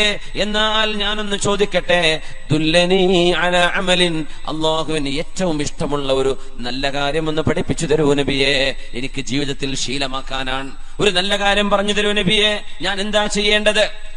ആ നേരം അബൂ ഉമാമ റളിയല്ലാഹു അൻഹുവിനോട് മുത്തനബി തങ്ങൾ പറഞ്ഞു, യാ അബാ ഉമാമ അലൈക ബിസ്സൂമി ഫഇന്നഹു ലാ മിസ്ല ലഹ്, അലൈക ബിസ്സൂം ഫഇന്നഹു ലാ മിസ്ല ലഹ്. അബൂ ഉമാമ നിങ്ങൾ ജീവിതകാലം മുഴുവനും സുന്നത്തായിട്ട് നോമ്പെടുത്തോളൂ. ഫഇന്നഹു ലാ മിസ്ല ലഹ്, അതിന് പകരം വെക്കാൻ പറ്റുന്ന ഒരു കർമ്മം വേറെ ഇല്ല അബൂ ഉമാമ, നോമ്പെടുത്തോളൂ എന്ന് ഹബീബായ തങ്ങൾ ഉപദേശിച്ചു. അബൂ ഉമാമ റളിയല്ലാഹു അൻഹു പറയുകയാണ്, ആ സംഭവത്തിന് ശേഷം മഹാനവറുകളും ഭാര്യയും മക്കളും വേലക്കാര് പോലും നോമ്പുകാരായിട്ടല്ലാതെ കാണപ്പെട്ടിട്ടില്ല. ആ വീട്ടിൽ പകൽ പുക ഉയരുമായിരുന്നില്ല. എങ്ങാനും പുക ഉയർന്നാൽ അതിനർത്ഥം അവർക്ക് അതിഥികൾ വന്നിട്ടുണ്ട് എന്നാണ്. അങ്ങനെ നോമ്പൊരു ശീലമാക്കിക്കൊണ്ട് നടന്നതിന്റെ ശേഷം അല്ലാഹുവിന്റെ റസൂലിനോട് ചോദിച്ചു, നബിയേ അങ്ങയോട് ഷഹാദത്ത് ചോദിച്ചങ്ങ് ദുആ ചെയ്യാതെ വന്നപ്പോ ഒരു നന്മ പഠിപ്പിച്ചു തരണമെന്ന് പറഞ്ഞപ്പോ നോമ്പെടുക്കാൻ വേണ്ടി പറഞ്ഞു. ഞാനും എന്റെ മക്കളും എന്റെ ഭാര്യയും ഒരുപാട് നോമ്പെടുത്തു നബിയെ, നോമ്പുകാരാണ്. ഇനി എന്തെങ്കിലും ഒരു നന്മ ഒന്നുകൂടെ പഠിപ്പിച്ചു തരൂ നബിയെ സല്ലല്ലാഹു അലൈഹി വസല്ലം. എങ്ങനെ ഒരു കാര്യം ചെയ്യുന്നുണ്ട്, ഒന്നുകൂടെ തരും നബിയെ, ഒന്നുകൂടെ എനിക്ക് വേണം, നന്മ വർദ്ധിപ്പിച്ചു തരാൻ വേണ്ടി പറയാണ്. അപ്പൊ തങ്ങൾ പറഞ്ഞു, ഖിയാമുൽ ലൈൽ, രാത്രി നിന്ന് നിസ്കരിക്കണം അള്ളാഹുവിന് വേണ്ടി, ഉറക്കം ഒഴിവാക്കി ഒരൽപ്പനേരം അള്ളാഹുവിന് വേണ്ടി നിസ്കരിക്കണം. ജനങ്ങളൊക്കെ കടന്നുറങ്ങുമ്പോൾ ഒന്ന് നിസ്കരിക്കണേ അബൂ ഉമാമ.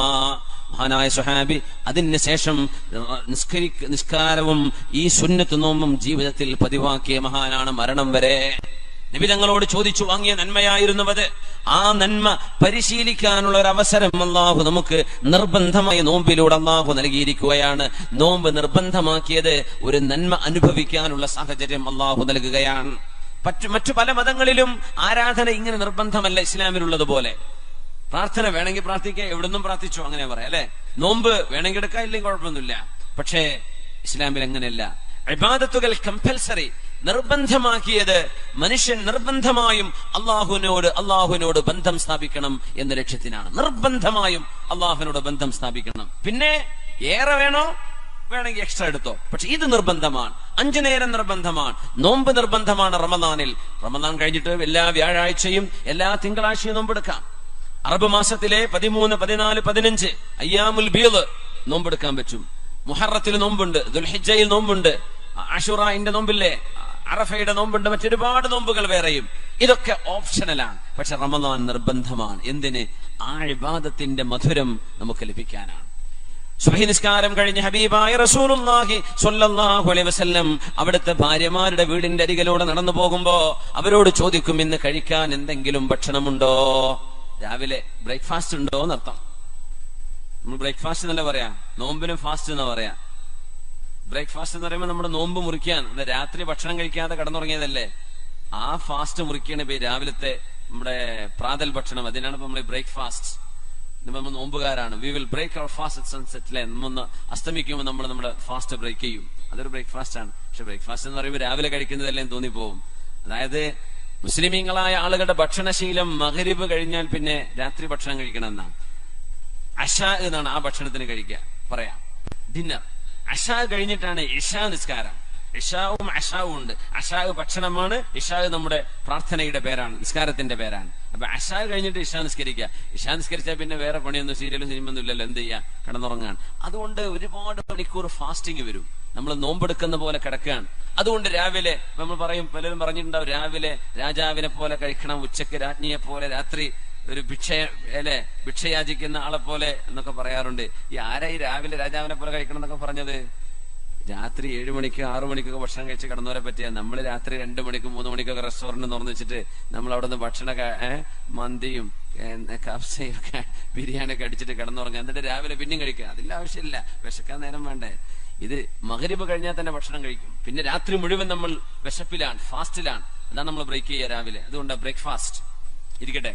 റസൂലുള്ളാഹി സ്വല്ലല്ലാഹു അലൈഹി വസല്ലം തങ്ങൾ നിസ്കാരം, സുബഹി നിസ്കാരം കഴിഞ്ഞ മോള് ഫാത്തിമ ബീവിയുടെ വീടിനരികിലൂടെ അത് നബി തങ്ങളുടെ ശീലമായിരുന്നു. ഒരിക്കൽ രാവിലെ ചെല്ലുമ്പോ ഫാത്തിമ റളിയല്ലാഹു അൻഹ കിടന്നുറങ്ങാൻ, എന്തോ അസുഖമായി അവര് വിഷമിച്ച് കിടക്കാൻ. അപ്പൊ നബി തങ്ങൾ ചോദിച്ചു സ്വല്ലല്ലാഹു അലൈഹി വസല്ലം, പല അനുഭവങ്ങൾ ഉണ്ടായിട്ടുണ്ട്. അന്നൊരിക്കൽ ചോദിച്ചു, മാ യുനീമുകി ഇലാ ഹാദിഹി സ്സാഅ, മോളെ എന്തേ ഇത്ര നേരം ഉറങ്ങുന്നത് മോളെ എന്ന് ചോദിച്ചു. അപ്പൊ പറഞ്ഞു, ഉപ്പാ എനിക്ക് നല്ല പനിയുണ്ട് എന്ന് പറഞ്ഞു. പനിയാണുപ്പാ. മോളെ പനി ഉണ്ടാകുമ്പോ വാപ്പ അതിനൊരു പ്രതിവിധി പറഞ്ഞിട്ടുണ്ടല്ലോ, ഒരു ദുആ, ഒരു പ്രാർത്ഥന, അത് മോള് ചൊല്ലിയോ എന്ന് ചോദിച്ചു. നസീതുഹ, ഞാൻ മറന്നുപോയി വാപ്പ എന്ന് പറഞ്ഞു നബി തങ്ങളോട്. ഫാത്തിമ റളിയല്ലാഹു അൻഹ തങ്ങള് ചൊല്ലിക്കൊടുത്തു. എന്നാ മോളെ പനി വരുമ്പോ ഇങ്ങനെ ചൊല്ലണം കേട്ടോ. യാ ഹയ്യു യാ ഖയ്യൂം ബിറഹ്മതിക അസ്തഗീസ് വമിൻ അദാബിക അസ്തജീർ അല്ലാഹുമ്മ ലാ തകിൽനി ഇലാ നഫ്സി വലാ ഇലാ അഹദൻ മിൻ ഖൽഖിക തർഫത ഐൻ. ഇത് ചൊല്ലണം മോളെ എന്ന് പരിശുദ്ധ ഹബീബ് സ്വല്ലല്ലാഹു അലൈഹി വസല്ലം മോളെ ചൊല്ലണം. യാ ഹയ്യു യാ ഖയ്യൂം, ഹയ്യും ഖയ്യൂമുമായവനെ അല്ലാഹുവേ, ബിറഹ്മതിക അസ്തഗീസ്, നിന്റെ കരുണയാൽ ഞാൻ നിന്റെ സഹായം തേടുന്നു റബ്ബേ. വമിൻ അദാബിക അസ്തജീർ, നിന്റെ ശിക്ഷയിൽ നിന്ന് ഞാൻ മോചനം ചോദിക്കുന്നു തമ്പുരാനെ. ലാ തകിൽനി ഇലാ നഫ്സി വലാ ഇലാ അഹദിൻ മിൻ ഖൽഖിക തർഫത ഐൻ. അല്ലാഹുവേ, എന്റെ കാര്യം മുഴുവനും നീ ഏറ്റെടുക്കണമേ. അത് എന്നിലേക്കോ മറ്റാരിലേക്കോ ഏൽപ്പിക്കല്ല റബ്ബേ, അത് നീ ഏറ്റെടുക്കണം എന്ന പ്രാർത്ഥന ഫാത്തിമ ബീവിയെ പഠിപ്പിച്ചത് ഒരു പ്രഭാത സമയത്താണ്. ഫാത്തിമ റളിയല്ലാഹു അൻഹ മറ്റൊരിക്കൽ കടന്നുറങ്ങുമ്പോൾ നബി തങ്ങൾ കാലുകൊണ്ട് തട്ടിയിട്ട് പറഞ്ഞു, മോളെ ഫാത്തിമ, ഈ നേരത്ത് ഉറങ്ങല്ല മോളെ. സുബഹി നിസ്കാരം കഴിഞ്ഞ് സൂര്യൻ ഉദിക്കുന്നവരെ ഉറങ്ങാൻ പാടില്ലാത്ത നേരമാണ്. ഒരു വിധം കഴിയുമെങ്കിൽ ഉറങ്ങരുത്. ഉറക്കൊഴിച്ച ആളുകൾ ഉണ്ടാവും ചിലപ്പോ, അവരെ പറ്റിയല്ല. സ്വാഭാവികമായ ഒരു മടി പിടിച്ച ഉറക്കം, അതൊന്നും സുബഹി കഴിഞ്ഞ് സൂര്യൻ ഉദിക്കുന്നവരെ ഉറങ്ങരുത്. സൂര്യൻ ഉദിക്കുന്നവരെ ഇശ്ഹദീ റിസ്ഖ റബ്ബികി ഫാത്തിമ. അല്ലാഹു തആല ഭക്ഷണം ഓഹരി വെച്ചു കൊടുക്കുന്ന സമയമാണിത്. അല്ലാഹു റിസ്ഖ് തരുന്ന നേരമാണിത്. ഈ നേരത്ത് ഉറങ്ങരുത് മോളെ എന്ന് ഹബീബായ തങ്ങൾ ഫാത്തിമ ബീവിയോട് റളിയല്ലാഹു അൻഹ. രാവിലെ ഇങ്ങനെ ഇറങ്ങിപ്പോകുന്ന കുറെ അനുഭവങ്ങളുണ്ട്. നബി തങ്ങൾ നിസ്കാരം കഴിഞ്ഞ് കടന്നു വരുമ്പോ വീട്ടുകാരോട് വല്ല ബ്രേക്ക്ഫാസ്റ്റ് ഉണ്ടോ, ഭക്ഷണമുണ്ടോ എന്ന് ചോദിക്കുന്നു. ഒന്നുമില്ല നബിയെ, ഇവിടെ ഒന്നുമില്ല.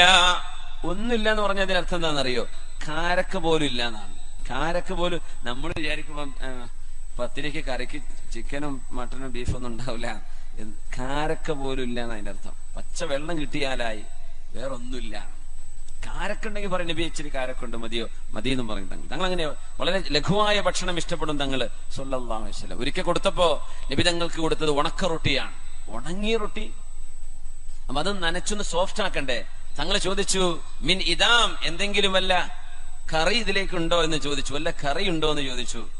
അപ്പൊ പറഞ്ഞു, നബിയെ സുർക്കയല്ലാതെ വേറൊന്നും ഇവിടെ ഇല്ലല്ലോ എന്ന് പറഞ്ഞു. സുർക്ക കറിയായിട്ടെ നമ്മൾ അച്ചാറിലൊക്കെ ഉപയോഗിക്കുന്ന ഇല്ലൽ ഖല്ല്, സുർക്കണ്ട് നബിയെ. എന്തിനാന്നറിയോ? നിങ്ങൾ പറഞ്ഞു വെക്കോട്ടെ, നിഅമൽ ഇദാമു അൽ ഖല്ലു, നിഅമൽ ഇദാമു അൽ ഖല്ലു. സുർക്ക എത്ര നല്ല കറിയാണ്, എത്ര നല്ല ഭക്ഷണത്തിന്റെ കൂട്ടാണ് സുർക്ക എന്ന് പറയുന്നത് എന്ന് പറഞ്ഞ് ആ സുർക്കയിലേക്ക് മുക്കിയിട്ട് ഉണങ്ങിയ റൊട്ടിയെ സോഫ്റ്റ് ആക്കിയിട്ട് കഴിച്ച നബിയാണ് റസൂലുള്ളാഹ് സ്വല്ലല്ലാഹു അലൈഹി വസല്ലം. അവിടെ എന്താ പറയാ? ചീത്ത പറയല്ല, എന്തോ ഒരു നല്ല ഭക്ഷണം. നമ്മൾ അത്തിപ്പറ്റ സ്ഥാനം അങ്ങനെ പറയും. എന്ത് ഭക്ഷണം കൊടുത്താലും എന്ത് നല്ല, മാഷാ അല്ലാഹ്, നല്ല രുചിയുണ്ട്, നല്ല നല്ല റാഹത്തുള്ള ഭക്ഷണം കഴിക്കുന്നു പറഞ്ഞ് ബിസ്മി ചൊല്ലി അങ്ങനെ കഴിപ്പിക്കുകയും ചെയ്യും. മദ്ഹ് അങ്ങനെ പറയും, അൽഹംദുലില്ലാഹ് പറഞ്ഞുകൊണ്ട്. എന്ത് ഭക്ഷണമാണെങ്കിലും വല്ലാത്തൊരു മഹാന. അള്ളാഹു ആയുസ്സും ആരോഗ്യം കൊടുക്കട്ടെ. ആമീൻ യാ റബ്ബൽ ആലമീൻ. സുർഖയെ പറ്റി പറയണെന്ത് നല്ല നല്ല ഭക്ഷണമാണെന്ന്. നമ്മളിപ്പോ നോമ്പെടുക്കാനിപ്പോ വിഭവങ്ങളില്ലെങ്കിൽ നമുക്ക് ചിലപ്പോൾ പരിഭവം വരും അല്ലെ? വിഭവങ്ങളില്ലെങ്കിൽ പരിഭവമാണ്. സുബ്ഹാനല്ലാഹ്. സുർഖയെ പറ്റി നബി തങ്ങൾ എത്ര നല്ല കറിയാണെന്ന് പറഞ്ഞു സ്വല്ലല്ലാഹു അലൈഹി വസല്ലം. അതാണ് റസൂലുള്ളാഹി സ്വല്ലല്ലാഹു അലൈഹി വസല്ലം. നമുക്കൊക്കെ സുർഖ ഒന്ന് തൊട്ട് നാവിലൊന്ന് വെച്ച് ടേസ്റ്റ് ഒന്ന് ഇറക്കണ നേരത്തെ ആ മുഖം ഒന്ന് ഫോട്ടോ എടുത്ത് നോക്കണം, എങ്ങനെ ഉണ്ടാവുന്ന. സുർഖനെ ഇറക്കണ നേരത്തെ സുബ്ഹാനല്ലാഹ്. നിഅമൽ ഇദാമു അൽ ഖൽ, നല്ല കറിയാണല്ലോ, അത് മതി എന്ന് പറഞ്ഞു തങ്ങൾ സ്വല്ലല്ലാഹു അലൈഹി വസല്ലം. അതിൽ മുക്കിയിട്ടാണ് ആ റൊട്ടി കഴിച്ചത് നബി തങ്ങൾ സ്വല്ലല്ലാഹു അലൈഹി വസല്ലം. അങ്ങനെ അവർ ജീവിച്ചത്. തങ്ങൾക്ക് ലക്ഷറി ആഡംബരം കഴിയാത്തത് കൊണ്ടല്ല തങ്ങൾക്ക് സ്വല്ലല്ലാഹു അലൈഹി വസല്ലം. അൻസ്വാരികളിൽ സുബൈർ റളിയല്ലാഹു അൻഹു വലിയ കൊട്ടാരം ഉണ്ടാക്കിയ മഹാനാണ്. ഇന്നും സൗദി അറേബ്യ, അത് അവിടെ ആർക്കിയോളജിക്കൽ വിഭാഗം, അവിടെ മദീനയിൽ ടൗണിൽ നിന്ന് ഇച്ചിരി ദൂരെ, എനിക്ക് സ്ഥലം പറഞ്ഞു തരാൻ പറ്റുന്നില്ല, ഞാൻ കണ്ടിട്ടുണ്ട്. അത് അവിടെ കൊട്ടാരം പോലെയുള്ള കല്ല് കൊണ്ട് എടുത്ത നല്ല മനോഹരമായ അന്നത്തെ വീട്. അന്നൊക്കെ അങ്ങനെ വീടുകളുണ്ട്, പക്ഷെ നബി തങ്ങൾ വളരെ ചെറിയ സൗകര്യങ്ങളാണ് തങ്ങൾ ഇഷ്ടപ്പെട്ടത് സ്വല്ലല്ലാഹു അലൈഹി വസല്ലം. അൻസ്വാരികൾ നല്ല ഭക്ഷണപ്രിയരായിരുന്നു, നല്ല ഭക്ഷണം വെക്കുന്ന ആളുകളാണ്.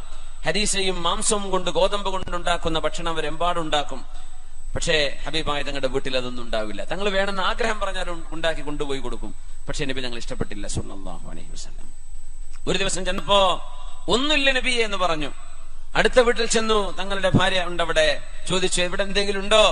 ഒന്നുമില്ല നബിയെ, ഒന്നുമില്ല, ഇവിടെ ഒന്നുമില്ല, ഇവിടെ ഒന്നുമില്ല.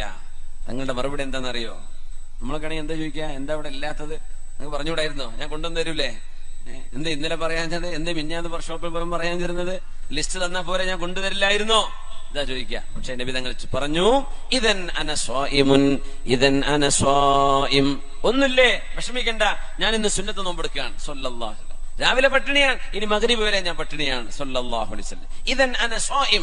അതുകൊണ്ടാണ് സുന്നത്ത് നോമ്പെടുക്കാൻ ളുഹറിന്റെ മുമ്പ് നമ്മൾ നിയ്യത്ത് വെച്ചാൽ മതി. റമളാൻ പോലെയുള്ള ഫർള് നോമ്പുകളൊക്കെ രാത്രി നിയ്യത്ത് വെക്കണം, ഞാൻ പകൽ നോമ്പെടുക്കാൻ പോവാണ്. പക്ഷേ സുന്നത്ത് നോമ്പാണെങ്കിൽ സുബഹിക്ക് ശേഷം നോമ്പ് മുറിയുന്ന ഒന്നും നമ്മൾ ചെയ്തിട്ടില്ലെങ്കിൽ സുബഹി കഴിഞ്ഞ് ളുഹറിന്റെ മുമ്പ് നിയ്യത്ത് ചെയ്താലും സുന്നത്ത് നോമ്പ് കിട്ടും എന്ന മസ്അല നമ്മൾ മനസ്സിലാക്കുന്നത്, ഉലമാ പഠിപ്പിക്കുന്നത് നബി തങ്ങളുടെ ഈ ചര്യയിൽ നിന്നാണ് സ്വല്ലല്ലാഹു അലൈഹി വസല്ലം. ഇദൻ അന സ്വായിം. ഈ ഒരു ക്ഷമയും ക്യാരക്ടർ ബിൽഡിങ്ങും സ്വഭാവ ശുദ്ധീകരണവും ഈമാനികമായ ഉത്തേജനവും നോമ്പിലൂടെ അള്ളാഹു നമുക്ക് നൽകുന്നു. അള്ളാഹു നമുക്ക് നൽകട്ടെ. മുത്തുനബി തങ്ങൾ പറയുന്നു, അന്ന് റമളാനിൽ നബി തങ്ങൾ മദീനയിൽ പള്ളിയിൽ ഇഅ്തികാഫിരിക്കുമ്പോ നബി തങ്ങൾക്ക് ഭക്ഷണം കൊണ്ടുവരുന്നു സുഫിയ ബിൻതു ഹുയൈ റളിയല്ലാഹു അൻഹ. സുഫിയ ബീവി വന്നു നബി തങ്ങൾക്ക് ഭക്ഷണം കൊടുത്ത് കൊണ്ടുപോവുകയാണ്.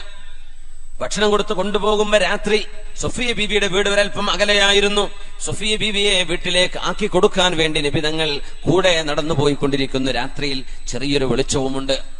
അപ്പോഴാണ് അൻസ്വാരികൾപ്പെട്ട രണ്ടാളുകൾ ആ വഴിയിലൂടെ നടന്നു പോകുന്നത്. നബിയെ കണ്ടപ്പോൾ അവർ രണ്ടുപേരും പെട്ടെന്ന് നടന്നു നബിയെ കണ്ടപ്പോ. കാരണം നബി തങ്ങളുടെ കൂടെ ഒരു അന്യ പെണ്ണാണ് എന്നാ വിചാരിക്കുക. അതാരാ? നബിയുടെ ഭാര്യയാണ്. പക്ഷേ ഈ രണ്ട് അൻസ്വാരികൾ മദീനക്കാർ നബിയെ കണ്ടപ്പോ ഞങ്ങൾ കണ്ടില്ല എന്ന ഭാവേന അവരങ്ങ് ധൃതി പിടിച്ച് നടന്നു. തങ്ങൾ പറഞ്ഞു, അലാ റിസ്ലികുമാ, അലാ റിസ്ലികുമാ, അവിടെ നിൽക്കണേ, അവിടെ നിൽക്കണേ എന്ന് പറഞ്ഞു. അപ്പൊ അവിടെ നിന്നു അവര്. ഇന്നഹാ സഫിയ, എന്റെ കൂടെയുള്ള പെണ്ണേ എന്റെ ഭാര്യയാണ്, സഫിയയാണ് കേട്ടോ എന്ന് പറഞ്ഞു. യാ റസൂലല്ലാഹ്, അള്ളാന്റെ റസൂലേ. അപ്പൊ അവര് പറയാൻ തുടങ്ങി, നബിയെ ഞങ്ങൾ അങ്ങയെ തെറ്റിദ്ധരിച്ചു എന്നാണോ അങ്ങയെ തിരുത്തിയതിന്റെ താല്പര്യം? ഞങ്ങൾ അങ്ങയെ പറ്റി മോശമായത് വല്ലതും വിചാരിച്ചു എന്ന് അങ്ങക്ക് തോന്നിയോ നബിയെ? അങ്ങയുടെ കൂടെ ഒരു അന്യ പെണ്ണ് കടന്നു പോകുന്നു എന്ന് ഞങ്ങൾക്ക് തോന്നി എന്ന് വിചാരിക്കുന്നുണ്ടോ? ഇൻ കുന്നാ നദുന്നു ഫീ അഹദിൻ ഫമാ കുന്നാ ലിനദുന്ന ഫീക യാ റസൂലല്ലാഹ്. ഞങ്ങൾ ആരെ പറ്റിയെങ്കിലും തെറ്റിദ്ധരിക്കുകയാണെങ്കിൽ കുഴപ്പമില്ല. അല്ലാഹുവിന്റെ റസൂലേ, അങ്ങയെ സംബന്ധിച്ച് ഞങ്ങൾ എങ്ങനെ തെറ്റിദ്ധരിക്കാനാണ്? എന്തിനാണ് നബി ഈ തിരുത്ത്? നിങ്ങൾ പറഞ്ഞു, ഒന്നിനുമല്ല. ഇന്ന ശൈത്വാന യജ്രി മിൻ ഇബ്നി ആദമ മജ്റദ്ദം ഫദയ്യിഖു മജാരിഹി ബിൽ ജൂഅ് വഇന്നി ഖശീതു അൻ യഖ്ദിഫ ഫീ ഖുലൂബികുമാ ശൈആ. പിശാച് വല്ലാത്ത കുബുദ്ധിയുള്ളവനാണ്. ഇന്ന ശൈത്വാന, പിശാച് നമ്മുടെ ശരീരത്തിൽ എവിടെയെല്ലാം രക്തസഞ്ചാരമുണ്ടോ അതിലൂടെയെല്ലാം പിശാച് സഞ്ചരിച്ചു കൊണ്ടിരിക്കും. പിശാച് ദുർബോധനങ്ങൾ നൽകിക്കൊണ്ടിരിക്കും. നിങ്ങളുടെ നബിയെ കുറിച്ച് പോലും ഒരുപക്ഷെ പിശാച് മോശമായത് നിങ്ങളെ കൊണ്ട് തോന്നിപ്പിച്ചേക്കും. ആ തോന്നൽ ഇല്ലാതെയാവാൻ നിങ്ങൾക്ക് ഞാൻ തിരുത്തി തരികയാണ് എന്ന് റസൂലുള്ളാഹി സ്വല്ലല്ലാഹു അലൈഹി വസല്ലം അവിടെ നിന്ന് പറഞ്ഞു. പിശാച് ശരീരത്തിൽ രക്തസഞ്ചാരമുള്ളിടത്തെല്ലാം ഓടി നടക്കുന്നുണ്ട്. അതുകൊണ്ട് നോമ്പ് നോച്ചുകൊണ്ട്, വിശപ്പ് സഹിച്ചുകൊണ്ട് പിശാചിന്റെ സഞ്ചാര പദങ്ങളായ ഞരമ്പുകൾ, രക്തത്തിന്റെ ഫ്ലോ നിങ്ങളൊന്ന് സ്ലോ ചെയ്ത് കൊടുക്കണം. പിശാചിന്റെ സഞ്ചാരപഥം ഒന്ന് നാരോ ആക്കി കൊടുക്കണം, ഇടുങ്ങിയതാക്കി കൊടുക്കണം. പിശാചിനെ അങ്ങനെ വഴിവിട്ട് നടക്കാൻ വിടരുത്. ബിൽ ജൂഅ്, വിശപ്പ് സഹിച്ചുകൊണ്ട് നിങ്ങൾ പിശാചിന്റെ വഴി സങ്കുചിതമാക്കി കൊടുക്കണേ. പിശാച് ശരീരത്തിൽ എല്ലായിടത്തും ഓടി നടക്കും. അവൻ നിങ്ങളോട് മോശപ്പെട്ടത് ചിന്തിപ്പിക്കുകയും മോശപ്പെട്ട വിചാരങ്ങൾ നൽകുകയും ചെയ്യും. നോമ്പാണ് അതിന്റെ പരിഹാരം എന്ന് പരിശുദ്ധ റസൂലുള്ളാഹി സ്വല്ലല്ലാഹു അലൈഹി വസല്ലം. നോമ്പാണ് ഇതിന്റെ പരിഹാരം എന്നാണ്. എങ്ങനത്തെ നോമ്പ്? കണ്ണ് നോമ്പെടുക്കുന്ന നോമ്പ്, കാത് നോമ്പെടുക്കുമ്പോ, നാവ് നോമ്പെടുക്കുമ്പോ, കണ്ണും കാതൊക്കെ നോമ്പെടുക്കുക. കണ്ണുകൊണ്ട് കാണാൻ പാടില്ലാത്തത് നോക്കാതിരിക്കുകയും, കാതുകൊണ്ട് കേൾക്കാൻ പാടില്ലാത്തത് കേൾക്കാതിരിക്കുകയും, നാവ് കൊണ്ട് പറയാൻ പാടില്ലാത്തത് പറയാതിരിക്കുകയും, നമ്മുടെ ബ്രെയിന് കൊണ്ട് ചിന്തിക്കാൻ പാടില്ലാത്തത് ചിന്തിക്കാതിരിക്കുകയും ചെയ്യുമ്പോഴാ വിശപ്പ് സഹിച്ചുകൊണ്ട് ഭക്ഷണം ഒഴിവാക്കി നോമ്പെടുക്കുന്ന പോലെ ശരീരം ഹറാമുകളിൽ നിന്ന് നോമ്പെടുക്കുമ്പോഴാ നോമ്പിന്റെ ശരിയായ പുണ്യം അല്ലാഹു നൽകുന്നത്. അല്ലെങ്കിൽ എന്തിനാണ് പട്ടിണി കിടന്നതിന്റെ താല്പര്യം? അല്ലാഹു മനുഷ്യരെ പട്ടിണി കിടത്തണം? നല്ല ആഗ്രഹമുണ്ടോ അല്ലാഹുക്ക്? ഇല്ല. എന്തിനാണ്? ലഅല്ലകും തത്തഖൂൻ, നിങ്ങൾ അല്ലാഹുവിലേക്ക് കടന്നു വരാനാണ്, അല്ലാഹുവിലേക്ക് അടുക്കാനാണ് അല്ലാഹു ഇതൊക്കെ നിങ്ങളെ കൊണ്ട് ചെയ്യിപ്പിക്കുന്നത്. റബ്ബിലേക്ക് അടുക്കാൻ ഇത്രയും അമ്പിയാക്കന്മാർ, അവിടുത്തെ കുടുംബം, സ്വഹാബികൾ, നബിതങ്ങൾ ഒക്കെ ഇഷ്ടപ്പെട്ട ഒരു കർമ്മം, അല്ലാഹു എമ്പാടും കൂലി തരുമെന്ന് പറഞ്ഞ കർമ്മം നിങ്ങൾ എടുക്കുന്നത് നന്മയിലേക്ക് ഓടി വരാനാണ്, നന്മയിലേക്ക് മുന്നിട്ട് വരാനാണ്. ഒരുപാട് നന്മകൾ നമുക്ക് ഇതിലൂടെ ചെയ്യാൻ കഴിയും. റമദാനാകുമ്പോ നമ്മൾ ഖുർആൻ ഓതുന്നു, അതുവരെ ഓതാത്തവര് വിശന്നിട്ടും ഖുർആൻ ഓതും. റമദാനാകുമ്പോ ദാനധർമ്മം കൊടുക്കുമ്പോ ഒരു റാഹത്തിലാ കൊടുക്കുന്നത്, അൽഹംദുലില്ലാഹ്. നേരെ മറിച്ച് റമദാൻ അല്ലെങ്കിൽ ആ ഒരു റാഹത്ത് കിട്ടുന്നില്ല. റമദാനിൽ നമ്മൾ ഉറക്ക് കുറവാണ്, നമ്മൾ അധ്വാനം കൂടുതലാണ്, ഇബാദത്ത് കൂടുതലാണ്. ഇതിന്റെ താല്പര്യം എന്താണ്?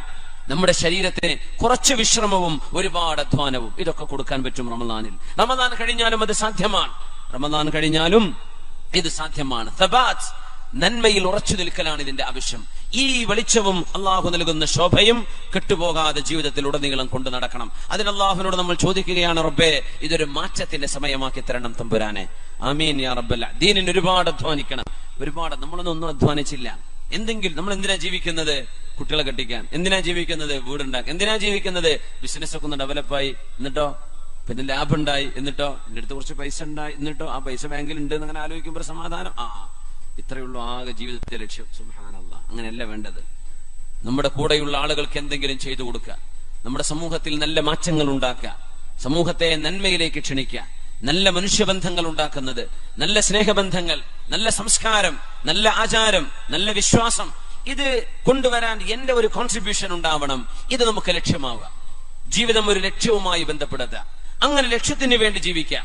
മഹാനായ ഖലീഫയായിരുന്ന അമവി ഖലീഫയായിരുന്ന ഉമർ ഇബ്നു അബ്ദുൽ അസീസ് റളിയല്ലാഹു അൻഹു പറയാ, ഇന്നലീ നഫ്സൻ തവാഖ, എന്റെ ശരീരം കൊതിക്കുന്ന ശരീരമാണ്. എങ്ങനെ കൊതിക്കുക? നന്മ ചെയ്യാൻ കൊതിക്കുന്ന ശരീരമാണ്. അവർ പറയാൻ, അവര് ഖലീഫയായി മാറി. ഉമർ ഇബ്നുൽ ഖത്താബ് റളിയല്ലാഹു അൻഹുവിന്റെ പേരക്കുട്ടിയാണ്. പേരക്കുട്ടി എന്നൊക്കെ പറഞ്ഞാൽ രണ്ടാം ഉമർ എന്നറിയപ്പെടുന്ന ഉമർ സാനി. അതായത് മുമ്പൊരു കഥ നിങ്ങൾ കേട്ടിട്ടുണ്ടാവും. ഉമർ റളിയല്ലാഹു അൻഹുവിന്റെ കാലത്ത് ഒരു ഉമ്മ ഒരു മോളോട്, മോളെ എണീറ്റ് പാലിൽ വെള്ളം ചേർക്കണേ എന്ന് പറഞ്ഞ കഥ ഓർമ്മല്ല? അല്ലെ? നമ്മുടെ സമദാനി സാഹിബൊക്കെ നല്ല മനോഹരമായിട്ട് അത് പറഞ്ഞിരുന്നു അല്ലേ? മോളെ എഴുന്നേൽക്കും, മോളെ പാലിൽ വെള്ളം ചേർക്കും മോളെ എന്ന് ഉമ്മ രാവിലെ എഴുന്നേറ്റ് കുട്ടിയോട് പറയാൻ. അപ്പൊ കുട്ടി എന്ത് പറഞ്ഞു? ഉമ്മ, ഉമർ തങ്ങൾ പറഞ്ഞിട്ടില്ലേ പാലിൽ വെള്ളം ചേർക്കാൻ പാടില്ലാന്ന്? മോളെ, ഉമർ എന്നവരൊക്കെ ഇപ്പൊ എവിടെ കാണാനാ അത്? മോൾ എഴുതിട്ട് വെള്ളം ചേർക്ക്, നമുക്ക് കൂടുതൽ പാല് വിൽക്കണ്ടേ? അപ്പൊ മോൾ എന്ത് പറഞ്ഞു? ഉമ്മ, ഉമർ തങ്ങൾ കണ്ടില്ലെങ്കിലും ഉമറിന്റെ റബ്ബും നമ്മുടെ റബ്ബുമായ അള്ളാഹു ഇത് കാണൂലേ ഉമ്മ. ഇത് കേട്ടു ഫാറൂഖ് റളിയല്ലാഹു അൻഹു. വീടിന് അടയാളം വെച്ചു പോയി. മക്കളെ വിളിച്ചു കൊണ്ടുവന്ന, മക്കളെ, ലൗ കാന ലി അബീകും ഇലൻ നിസാഇ ഹറക, വാപ്പാക്ക് കല്യാണം കഴിക്കേണ്ട പ്രായമൊക്കെ ആണെങ്കിൽ വാപ്പ ഈ കുട്ടിയെ കല്യാണം കഴിച്ചേനെ. മക്കളെ, നിങ്ങളിൽ ആർക്കെങ്കിലും ഈ മോളെ കല്യാണം കഴിക്കണോ? അള്ളാഹുവിനെ പേടിക്കുന്നൊരു മോളുണ്ട്. അങ്ങനെ മഹാനവറുകളുടെ ഒരു മോൻ, ആശിം എന്നവരാണോ എന്നറിയില്ല, അബ്ദുല്ലാഹി ഇബ്നു ഉമർ തങ്ങൾ പറഞ്ഞു, എനിക്ക് ഭാര്യയുണ്ട്, എനിക്ക് വേണ്ട. ഒരു മോൻ പറഞ്ഞു, ഞാൻ കല്യാണം കഴിച്ചുകൊള്ളാം. അങ്ങനെ ആ മോനെ കൊണ്ടുപോയി കാണിച്ചു കൊടുത്തു. മോനെ, ഇതാണ് വീട്, അവിടെ ഒരു മോളുണ്ട്, എന്ത് അന്വേഷിക്ക്. നോക്കുമ്പോ അവള് കല്യാണം കഴിച്ചിട്ടില്ല. ആ മോളെ കല്യാണം കഴിച്ചു കൊണ്ടുവന്നു. ആ മോൾക്ക് ഉമർ തങ്ങളുടെ മകൻ കല്യാണം കഴിച്ചു. ഖലീഫയുടെ മോനെ, രാജാവിന്റെ മകൻ. ആലോചിക്കണേ, എന്താ ക്രൈറ്റീരിയൻ, എന്താ കല്യാണം കഴിക്കാനുള്ള മാനദണ്ഡം? ബിസിനസ്സും ഗൾഫിലെ ജോലിയൊന്നുമല്ല. എന്താ നോക്കിയത്? അള്ളാഹുവിനെ ഭയപ്പെടുന്ന പെൺകുട്ടിയാണ്. അത് മതി എന്ന് പറഞ്ഞു. സുബ്ഹാനല്ലാഹ്. കല്യാണം കഴിച്ചു. അവർക്കൊരു മകള് ജനിച്ചു. ആ മോളിൽ ജനിച്ച മോനാണ് മഹാനായ ഉമർ ഇബ്നു അബ്ദുൽ അസീസ് റളിയല്ലാഹു തആല. അങ്ങനത്തെ മഹാനാണ്, വലിയ പ്രഗത്ഭനാണ്. മരിക്കുന്ന സമയത്ത് ഖബറിലേക്ക് വെച്ചപ്പോഴാണ് ഒരു കടലാസിന്റെ കഷ്ണം പോലെ ഒരു തോൽ കഷ്ണം കിട്ടിയത്. ഖബറിലേക്ക് പാറി വന്നത് ആരും കൊണ്ടുപോയിട്ടതല്ല. ഖബറിനുള്ളിൽ കണ്ടു. നോക്കുമ്പോ ഹാദാ ഇത്ഖുക മിനൻ നാർ, ഉമർ ഇബ്നു അബ്ദുൽ അസീസ്, നിങ്ങൾക്ക് നരകമില്ല എന്നറിയിക്കുന്ന അറിയിപ്പാണിത് എന്ന് അള്ളാഹുവിന്റെ ഭാഗത്ത് നിന്ന് കിട്ടിയ ഒരു അത്ഭുതം ഉണ്ടായിട്ടുണ്ട്. ആ കടലാസിന്റെ കൂടെയാ മഹാനവറുകളെ മറവ് ചെയ്തിട്ടുള്ളത് ഉമർ ഇബ്നു അബ്ദുൽ അസീസ് റളിയല്ലാഹു അൻഹു. മഹാനവറുകൾ എന്ന് പറയാൻ, എന്റെ ശരീരം ഒരുപാട് ആഗ്രഹിക്കുന്ന ശരീരമാണ്.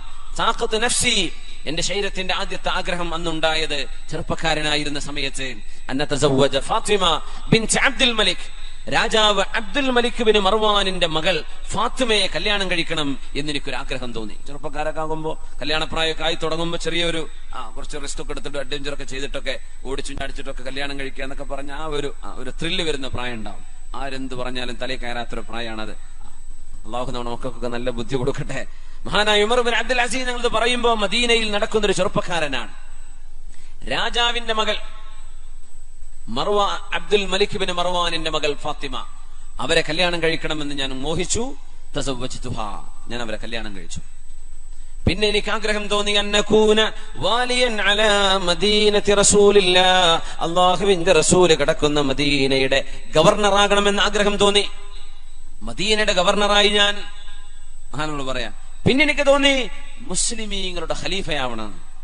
പിന്നെ എന്റെ ശരീരം ആഗ്രഹിച്ചത്, എനിക്ക് ഖിലാഫത്ത് വേണം, മുസ്ലിമീങ്ങളുടെ ഖലീഫയായി നല്ല ഒരു ഭരണം കാഴ്ചവെച്ചു കൊടുക്കണം. ഫസിർതു ഖലീഫതൻ ലിൽ മുസ്ലിമീൻ, ഞാൻ ഇന്ന് മുസ്ലിമീങ്ങളുടെ ഖലീഫയാണ്. എന്റെ ശരീരം ഇപ്പോ അതിലും വലിയൊരു നന്മയാണ് ആഗ്രഹിക്കുന്നത്. ചോദിച്ചു, ഇനി എന്താ വേണ്ടത്? അള്ളാഹുവിന്റെ സ്വർഗം കിട്ടണം എന്നാണ് എന്റെ ആഗ്രഹം. ആ സ്വർഗത്തിന് വേണ്ടിയാണ് ഞാൻ ഇന്ന് പണിയെടുത്തുകൊണ്ടിരിക്കുന്നത്. എന്റെ അടുത്ത ലക്ഷ്യം സ്വർഗമാണ്. സുബ്ഹാനല്ലാഹ്. ഇങ്ങനെ ജീവിതത്തിൽ ഒരു നന്മ, ഒരു ലക്ഷ്യം നമ്മൾ കാണുന്നുണ്ടോ എന്നതാണ് വിഷയം. ആ ലക്ഷ്യത്തിന് വേണ്ടി ജീവിക്കുന്നു, അതിലേക്ക് ആഗ്രഹം വെക്കുന്നു, അധ്വാനിക്കുന്നു, എന്തെന്നില്ലാത്ത അധ്വാനം. ഈ ദീനിന് നമ്മുടെ മുൻഗാമികൾ ചെയ്ത അധ്വാനങ്ങൾ അവർ ചെയ്തില്ലായിരുന്നുവെങ്കിൽ നമുക്ക് ഇസ്ലാമുണ്ടോ നമ്മുടെ കയ്യിൽ? ഈ ദീൻ നമ്മുടെ കയ്യിലേക്ക് എത്തുമോ അവരുടെ അധ്വാനമില്ലെങ്കിൽ? തുസ്തർ എന്ന് പറഞ്ഞ ഗ്രാമം ഇറാനിലാണ്. തുസ്തർ പഴയ ഇറാനിൽ, ഖുറാസാനിന്റെ ഭാഗമായ, ഖുറാസാനിന്റെ താഴ്ഭാഗം, ഖുറാസാൻ എന്ന് അഫ്ഗാനിസ്ഥാന്റെ ഭാഗമാണ്. ഇമാമുന ഗസാലി തങ്ങളൊക്കെ അഫ്ഗാനിയാണെന്ന് പറയേണ്ടി വരും. ഇപ്പോ അഫ്ഗാനിസ്ഥാൻ എന്നാണ് ഇമാമുന ഗസാലി റഹ്മത്തുള്ളാഹി അലൈഹി. ഇമാം തുർമുദി തങ്ങൾ അഫ്ഗാനിയാണ്. അപ്പോ എന്താ സംഗതി? ഫാനാണോ? ഫ്ലൈറ്റ് പോവാണോ? എന്താണത്? ഫാനാണ്. കുഴപ്പമില്ല. എയർ കണ്ടീഷൻ ചെയ്താണോ? എ സി ആണോ അവിടെ? മാഷാ AC അതാണ് ഒരു നല്ലൊരു സുഖമുണ്ട് ഇവിടെ അല്ലേ. ചൂടും വിങ്ങലൊന്നും ഇല്ലല്ലോ. അൽഹംദുലില്ലാഹ്. അബൂബക്കർ സാഹിബ് ഇവിടെ നമുക്ക് മോശാക്കിയിട്ടില്ല. മാഷാ അല്ലാഹ്. അപ്പോ അൽഹംദുലില്ലാഹ് കാര്യമായ റാഹത്തിലിരിക്കാൻ പറ്റുന്നുണ്ട് അല്ലേ. അൽഹംദുലില്ലാഹ് ബാറക്കല്ലാഹ്. അത്ര ഉഷാറിലതൊക്കെ പഠനം കുറിച്ച് ഉണ്ടെന്ന് ഞാൻ ഇപ്പോൾ അറിയണത്. അൽഹംദുലില്ലാഹ് അൽഹംദുലില്ലാഹ്. പിന്നെ തുസ്തർ എന്ന് പറഞ്ഞ പട്ടണം കീഴടക്കാൻ വേണ്ടി പോവാണ്. സമയം നിങ്ങൾക്ക് ബോറടിക്കണ്ടോ? നേരം വൈകിയോ? ഒന്ന് സ്വലാത്തുലിരിക്കല്ലേ, ഒരു രസകരമായ സംഭവം. ഒന്ന് സ്വലാത്തുലിരിക്കുക. സ്വല്ലു അലൻ നബി മുഹമ്മദിൻ വആലി. അല്ലാഹുമ്മ സ്വല്ലി അലാ സയ്യിദിനാ മുഹമ്മദിൻ وعلى آل سيدنا محمد وبارك وسلم عليه.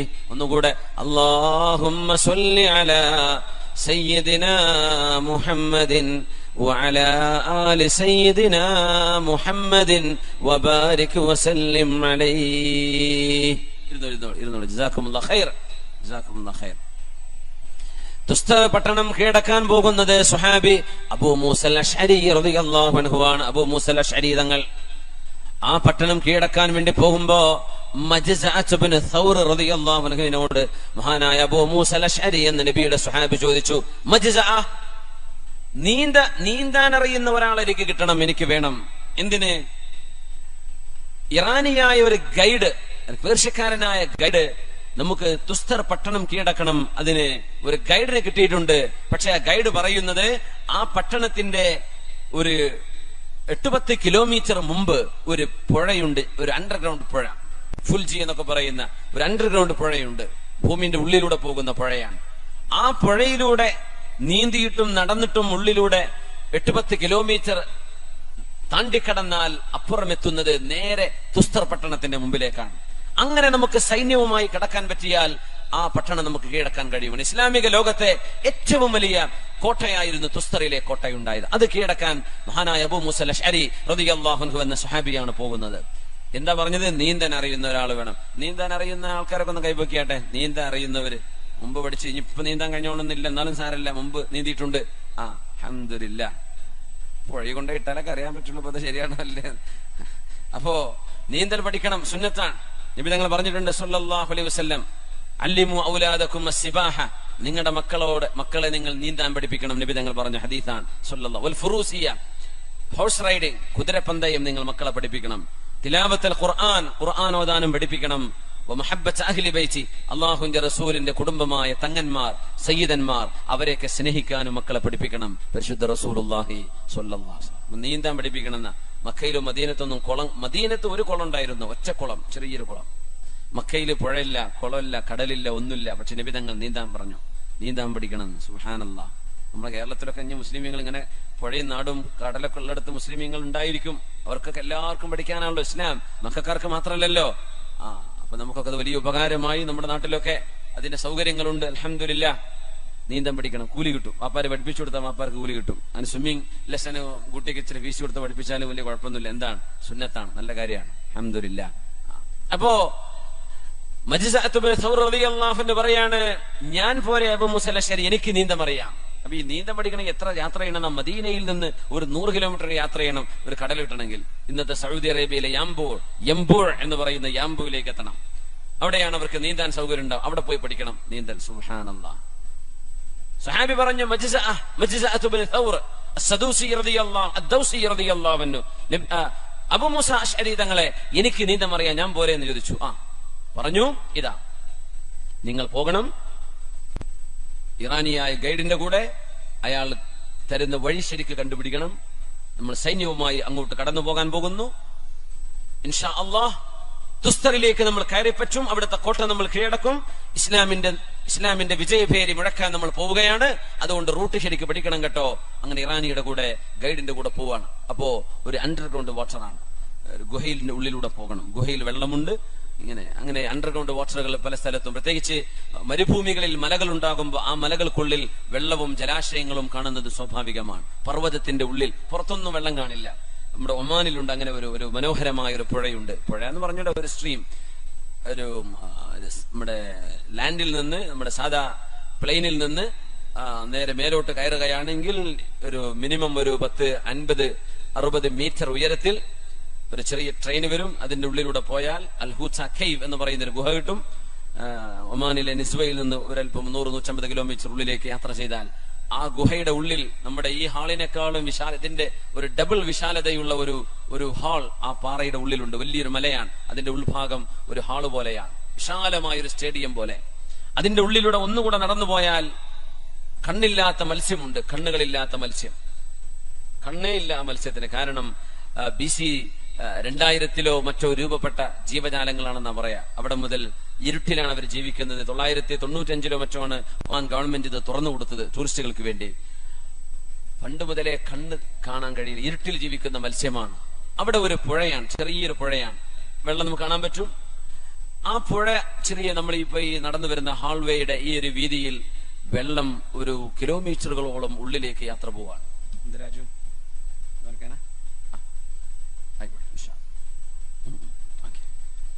അപ്പോ ദീർഘമായ ഒരു സ്ട്രീം, ഒരു അരുവി അതിന്റെ ഉള്ളിലൂടെ പോകുന്നുണ്ട്. അതിൽ മത്സ്യങ്ങളൊക്കെ ഉണ്ട്, പക്ഷെ കണ്ണില്ലാത്ത മത്സ്യങ്ങളാണ്, നമുക്ക് പോയി കാണാൻ പറ്റും. അതൊരു ഏതാനും കിലോമീറ്ററുകൾ അക്കരെ അതിന്റെ ഒരു എൻഡ് ഉണ്ട്.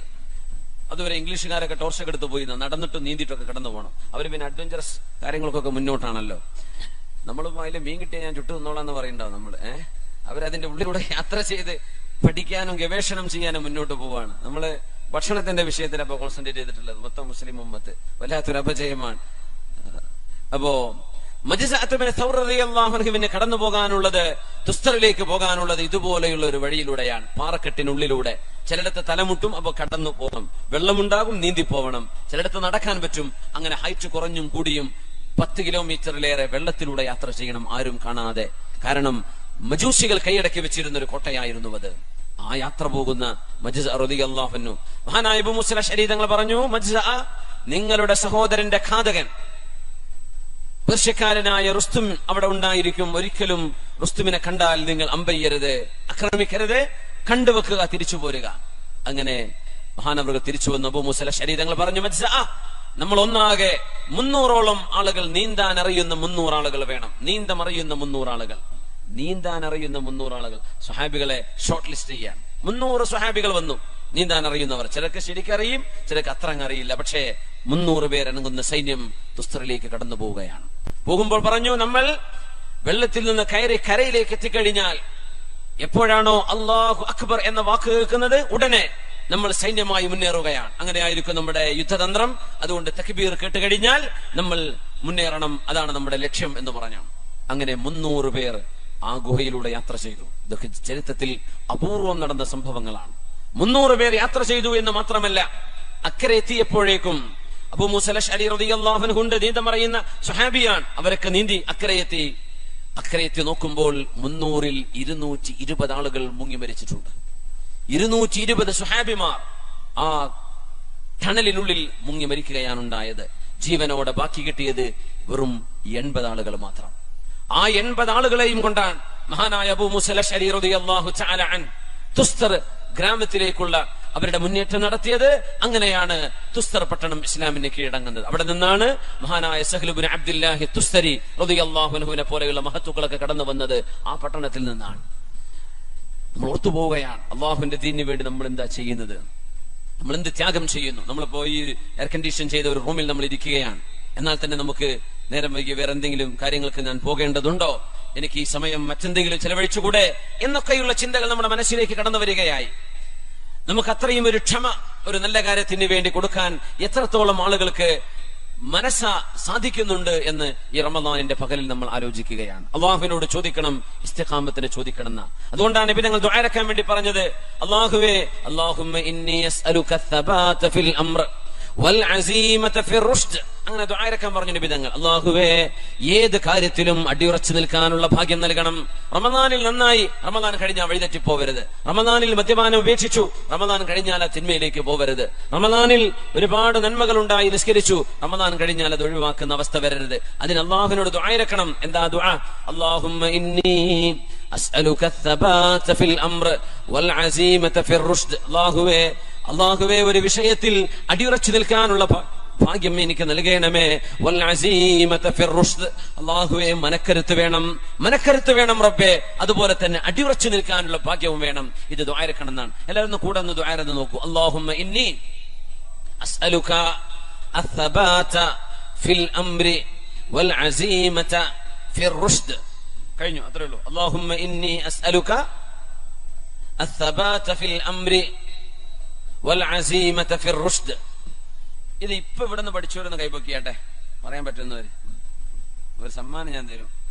ഉസ്താദുമാരും മുലരുട്ടുള്ളൊന്നും കൈപൊക്കിയ കൊടുക്കേ. അല്ലാത്തവര് ആരെങ്കിലും ഉസ്താദുമാരുടെ കൈ പൊക്കലുണ്ട്, അവർക്കൊന്നും സമ്മാനം കിട്ടൂല. വേണേ പറയാ, വേറെ ആരെങ്കിലും പറഞ്ഞാൽ സമ്മാനം ഉറപ്പാണ്. ഇൻസ്റ്റന്റ് സമ്മാനാണ്, ഇവിടെ തന്നെ കിട്ടും. ഇപ്പൊ തന്നെ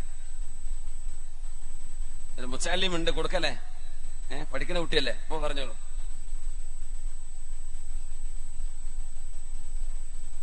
മാഷാ അല്ലാഹുമ്മ ഇന്നി അസ്അലുക അസ്സബാത ഫിൽ അംരി വൽ അസീമത ഫിർ റുഷ്ദ്. മാഷാ അല്ലാഹ്. അപ്പൊ എന്തായാലും ഒരു സമ്മാനം കൊടുക്കൽ നിർബന്ധമാണ്. അൽഹംദുലില്ലാഹ്. അപ്പോ സാധാരണ എല്ലാവർക്കും പഠിക്കാൻ പറ്റത് ബിസ്മില്ലാഹിർ റഹ്മാനിർ റഹീം. ഉഷാറായിട്ട് പഠിക്കുക. ജസാക്കല്ലാഹു ഖൈർ. അല്ലാഹുമ്മ ഇന്നി അസ്അലുക അസ്സബാത ഫിൽ അംർ വൽ അസീമത ഫിർ റുഷ്ദ്. അല്ലാഹുവിനോട് ചോദിക്കണം എന്നാ, അല്ലാഹുവേ നന്മയിൽ ഉറച്ചു നിൽക്കാനും ഏതൊരു വിഷയത്തിലും മനക്കരുത്തുണ്ടാവാനും നിന്റെ സഹായം എനിക്ക് വേണം തമ്പുരാനെ. അല്ലാഹു നമുക്കത് നൽകി അനുഗ്രഹിക്കട്ടെ. ആമീൻ യാ റബ്ബൽ ആലമീൻ. അല്ലാഹുവിന് വേണ്ടി ത്യാഗം ചെയ്യുന്ന ഒരു മനസ്സ്, അല്ലാഹുവിന് വേണ്ടി ജീവിക്കുന്ന ഒരു മനസ്സ്, ഇതാണ് നമുക്ക് ഈ റമദാനിലൂടെ നമുക്ക് കിട്ടേണ്ടത്. അങ്ങനെയാണ് ജുലൈബീബ് റളിയല്ലാഹു അൻഹു അല്ലാഹുവിന്റെ റസൂലിന്റെ സ്വഹാബിമാരിൽ കാണാൻ ഭംഗിയില്ലാത്ത ഒരു സ്വഹാബിയാണ്. മുഖത്തൊക്കെ ഒരുപാട് കലകളും പാടും മുഴകളൊക്കെ ഉണ്ടായിരുന്ന ഒരു സ്വഹാബിയാണ് ജുലൈബീബ് റളിയല്ലാഹു അൻഹു. അങ്ങനെ ഇരിക്കുമ്പോഴാണ് നബിതങ്ങളുടെ ജീവിതം വലിയ അത്ഭുതമാണ്. തങ്ങൾ വളരെ കാഷ്വൽ ടോക്ക്, അവിടുത്തെ സ്വഹാബികളുമായി അനുചരന്മാരുമായി ഇൻഫോർമൽ ടോക്കുകൾ ഉണ്ടാവും. അപ്പൊ നബി തങ്ങൾ ചോദിക്കുകയാണ്, ജുലൈബീബ് എന്താ വിശേഷം? കുഴപ്പമൊന്നുമില്ല നബിയെ. കല്യാണം കഴിച്ചിട്ടുണ്ടോ? ഞാനോ? എനിക്കാരാ നബിയെ കല്യാണം കഴിച്ചു തരാ? എന്റെ കോലോ എന്റെ രൂപ കണ്ടില്ലേ നബി? എനിക്ക് ആരെങ്കിലും കല്യാണം കഴിച്ചു തരുമോ? എന്നോട് കല്യാണം കഴിച്ചതെന്ന് ചോദിക്കേ. അന്ന് അങ്ങനെ വലിയ അത്ഭുതമാണ്. കാരണം വിവാഹം ചെയ്യുന്നത് തന്നെ അന്ന് ഒരു ആർഭാടത്തിന്റെ ഭാഗമായിട്ട് കണക്കാക്കപ്പെടാറുണ്ട്. കാരണം മഹർ കൊടുക്കാൻ കഴിയുന്ന ആളാണ് അവിടെ വിവാഹം ചെയ്യുക. നമ്മളിപ്പോ ആണായിട്ട് നിന്നെടുത്താൽ മതി. വാപ്പ എന്ത് ചെയ്യണം? മഴ പെയ്തുണ്ടോ? മാഷാ അല്ലാഹ്, നല്ല മഴയാണ്. മാഷാ അല്ലാഹ്. ഇത് ബേസിന്റെ കാറ്റാണോ മഴന്റെ കാറ്റാണോ? മഴന്റെതാ. മാഷാ അല്ലാഹ്, അൽഹംദുലില്ലാഹ്. അള്ളാഹുവിന്റെ നിഅമത്ത് ആർക്കും ബുദ്ധിമുട്ടും പ്രയാസമാവാത്ത രീതിയിൽ അള്ളാഹു നല്ല മഴ നമുക്ക് നൽകട്ടെ. കാരണം ഒരുപാട് നമ്മുടെ ജില്ലയിൽ തന്നെ ഒരുപാട് ചൂടനുഭവിച്ച ഏരിയയാണ് നമ്മുടെ ഈ പാലക്കാടിന്റെ ഈ പരിസര പ്രദേശങ്ങളൊക്കെ. നല്ല ചൂടായിരുന്നു ഇവിടെ, അല്ലെ? അതുകൊണ്ട് നിങ്ങൾക്ക് നല്ല മഴ വേണം, അത് ബുദ്ധിമുട്ടില്ലാത്ത മഴ വേണം ഇൻഷാ അല്ലാഹ്. ഒരു പ്രളയമോ കെടുതിയോ പ്രയാസങ്ങളൊന്നും ഇല്ലാത്ത അള്ളാഹുവിന്റെ അനുഗ്രഹമായി പെയ്യുന്ന മഴ അള്ളാഹു നമുക്ക് എമ്പാടും നൽകട്ടെ. ആമീൻ യാ റബ്ബൽ ആലമീൻ. അപ്പോ ജുലൈബീബ് തങ്ങൾ ചോദിച്ചു, നബിയെ എനിക്കാരാ നബിയെ കല്യാണം കഴിച്ചു തരാ? എനിക്കാരും. അപ്പൊ അന്ന് മഹർ കൊടുത്തിട്ടാ കല്യാണം കഴിക്കുക. അപ്പൊ മഹർ കൊടുക്കാനുള്ള കഴിവുണ്ടാകുമ്പോഴാണ് വിവാഹിതനാവാൻ പറ്റുള്ളൂ. അതുകൊണ്ട് തന്നെ ജീവിതത്തിന്റെ വലിയൊരു ലക്ഷ്യം തന്നെ പല ആളുകൾക്കും പെട്ടെന്ന് കല്യാണം കഴിക്കണം, അതിന് വേഗം മഹർ സമ്പാദിക്കണം. അതുകൊണ്ട് അടിച്ചു പൊളിക്കാതെ എന്ത് ചെയ്യുക, കിട്ടുന്ന കാശ് ഒരുമിച്ച് കൂട്ടി മഹർ കൊടുക്കാനായി കഴിഞ്ഞാൽ ഒരു ജീവിത സഹധർമ്മിണിയെ സ്വീകരിക്കണം എന്ന് ലക്ഷ്യമാണ്. അങ്ങനെയാണ് അബ്ദുറഹ്മാൻ ഇബ്നു ഔഫ് റളിയല്ലാഹു അൻഹു മദീനയിലേക്ക് വന്നപ്പോ ഒരു ജാഫറാനിന്റെ ഒരു അത്തറിന്റെ അടയാളം മഞ്ഞ നിറം ഡ്രസ്സിൽ കണ്ടത്. അന്നത്തെ അത്തറിന് അങ്ങനെ ഒരു നിറം വരും തേച്ചു കഴിഞ്ഞാൽ. അത്തറ് അത് കല്യാണം കഴിക്കുന്ന പുതിയാപ്പിളമാരൊക്കെയാണ് അന്ന് അത് ഉപയോഗിക്കുക. നല്ല ഒരു ജാഫറാനിന്റെ ഒരു മസ്കിന്റെയും കസ്തൂരിയുടെയും സുഗന്ധമുള്ള ഒരു മഞ്ഞ നിറത്തിലുള്ള സുഗന്ധമുണ്ട്. അപ്പൊ തങ്ങള് അബ്ദുറഹ്മാൻ ഇബ്നു ഔഫ് എന്നവരെ കണ്ടപ്പോ ചോദിച്ചു, അബ്ദുറഹ്മാൻ ഇബ്നു ഔഫ്, സുഗന്ധമുണ്ടല്ലോ വസ്ത്രത്തിൽ, കല്യാണം കഴിച്ചോ എന്ന് ചോദിച്ചു. ആ നബിയെ, ഇന്നലെ ഞാൻ കല്യാണം കഴിച്ചു എന്ന് പറഞ്ഞു സല്ലല്ലാഹു അലൈഹി വസല്ലം. നോക്കണം, വളരെ സിമ്പിൾ ആണ്. മദീന എന്ന് പറയുന്നത് ചെറിയ രാജ്യമാണ്, വളരെ ചെറിയ പ്രദേശമാണ്, വളരെ ചെറിയൊരു മഹല്ല് പോലെയാണ്. ഇപ്പോഴാണ് വലുതായത്, അന്ന് അങ്ങനെയല്ല. ഇന്നിപ്പോ ഉസ്മാൻ ഇബ്നു അഫ്ഫാൻ റളിയല്ലാഹു അൻഹുവിന്റെ ഖബർ ജന്നത്തുൽ ബഖയിൽ പോയവർക്ക് കാണാൻ പറ്റും. ജന്നത്തുൽ ബഖയിൽ പകുതിയോളം കഴിഞ്ഞതിന് ശേഷം ഉസ്മാൻ തങ്ങളുടെ ഖബർ, ഉസ്മാൻ തങ്ങളുടെ വഫാത്ത് നടക്കുന്ന സമയത്ത് അന്നത്തെ ഘാതകർ, ഉസ്മാൻ തങ്ങളെ വധിച്ച ദുഷ്ടന്മാരായ അന്നത്തെ രാഷ്ട്രീയക്കാർ, അവര് ബഹുമാനപ്പെട്ടവരുടെ ഖബർ ജന്നത്തുൽ ബഖയിൽ മറവ് ചെയ്യാൻ വിട്ടിട്ടില്ല. അങ്ങനെ മദീനയുടെ പുറത്താണ് മറവ് ചെയ്തതെന്ന്. ഈ മദീനയുടെ പുറത്ത് എന്ന് പറഞ്ഞത് ഇന്ന് ജന്നത്തുൽ ബഖയിന്റെ ഭാഗമാണ്, പക്ഷെ അന്നത് മദീനയുടെ പുറം ഭാഗമാണ്. നോക്കണം, അപ്പൊ അത്രയും ചെറിയ പ്രദേശമാണ്. ഇന്നത് മദീനയാണ്, പക്ഷെ മറവ് ചെയ്തത് അന്നത്തെ കണക്ക് പ്രകാരം മദീനയുടെ പുറത്താണ്, കാടൻ പ്രദേശത്തായിരുന്നു. കാരണം മറവ് ചെയ്യാൻ പറ്റിട്ടില്ലായിരുന്നു അന്നത്തെ രാഷ്ട്രീയ വൈരാഗ്യം തീർക്കാൻ വന്ന ആളുകൾ, അവരെ വധിച്ചിരുന്ന ആളുകൾ.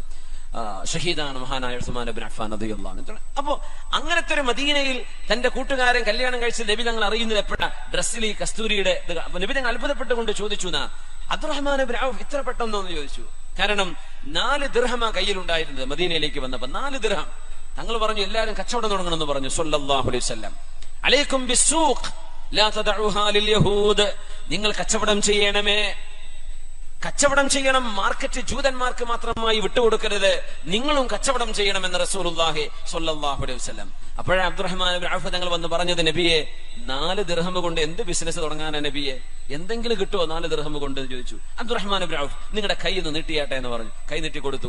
ആ പരിശുദ്ധമായ കൈ നബി തങ്ങൾ അബ്ദുറഹ്മാൻ ഇബ്നു ഔഫ് തങ്ങളുടെ കയ്യിൽ വെച്ചുകൊണ്ട് പറഞ്ഞു, അല്ലാഹുമ്മ ബാരിക് ലി അബ്ദുറഹ്മാൻ ഇബ്നു ഔഫ് ഫീ സഫഖതി യദി. അല്ലാഹുവേ, അബ്ദുറഹ്മാൻ ഇബ്നു ഔഫ് ചെയ്യുന്ന കച്ചവടത്തിൽ നീ ബറക്കത്ത് കൊടുക്കണം തമ്പുരാനെ. നബി തങ്ങൾ ചെയ്ത ദുആയാണ്.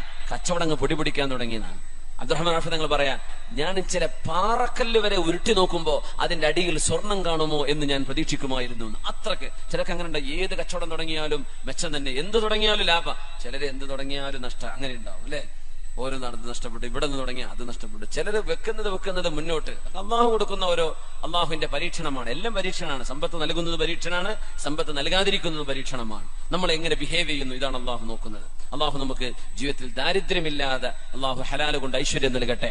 ആമീൻ യാ റബ്ബൽ ആലമീൻ. അപ്പോ ജുലൈബീബ് റളിയല്ലാഹു അൻഹുവിന്റെ വിഷയത്തിൽ നബിയെ മഹർ കൊടുക്കാനുമില്ല, പിന്നെ കാണാനൊരു ഭംഗിയോ ഗ്ലാമറോ ഒന്നും ഇല്ലല്ലോ നബി. എനിക്കൊക്കെ എവിടുന്ന കല്യാണം, ആരാ എനിക്ക് കല്യാണം കഴിച്ചു തരാൻ?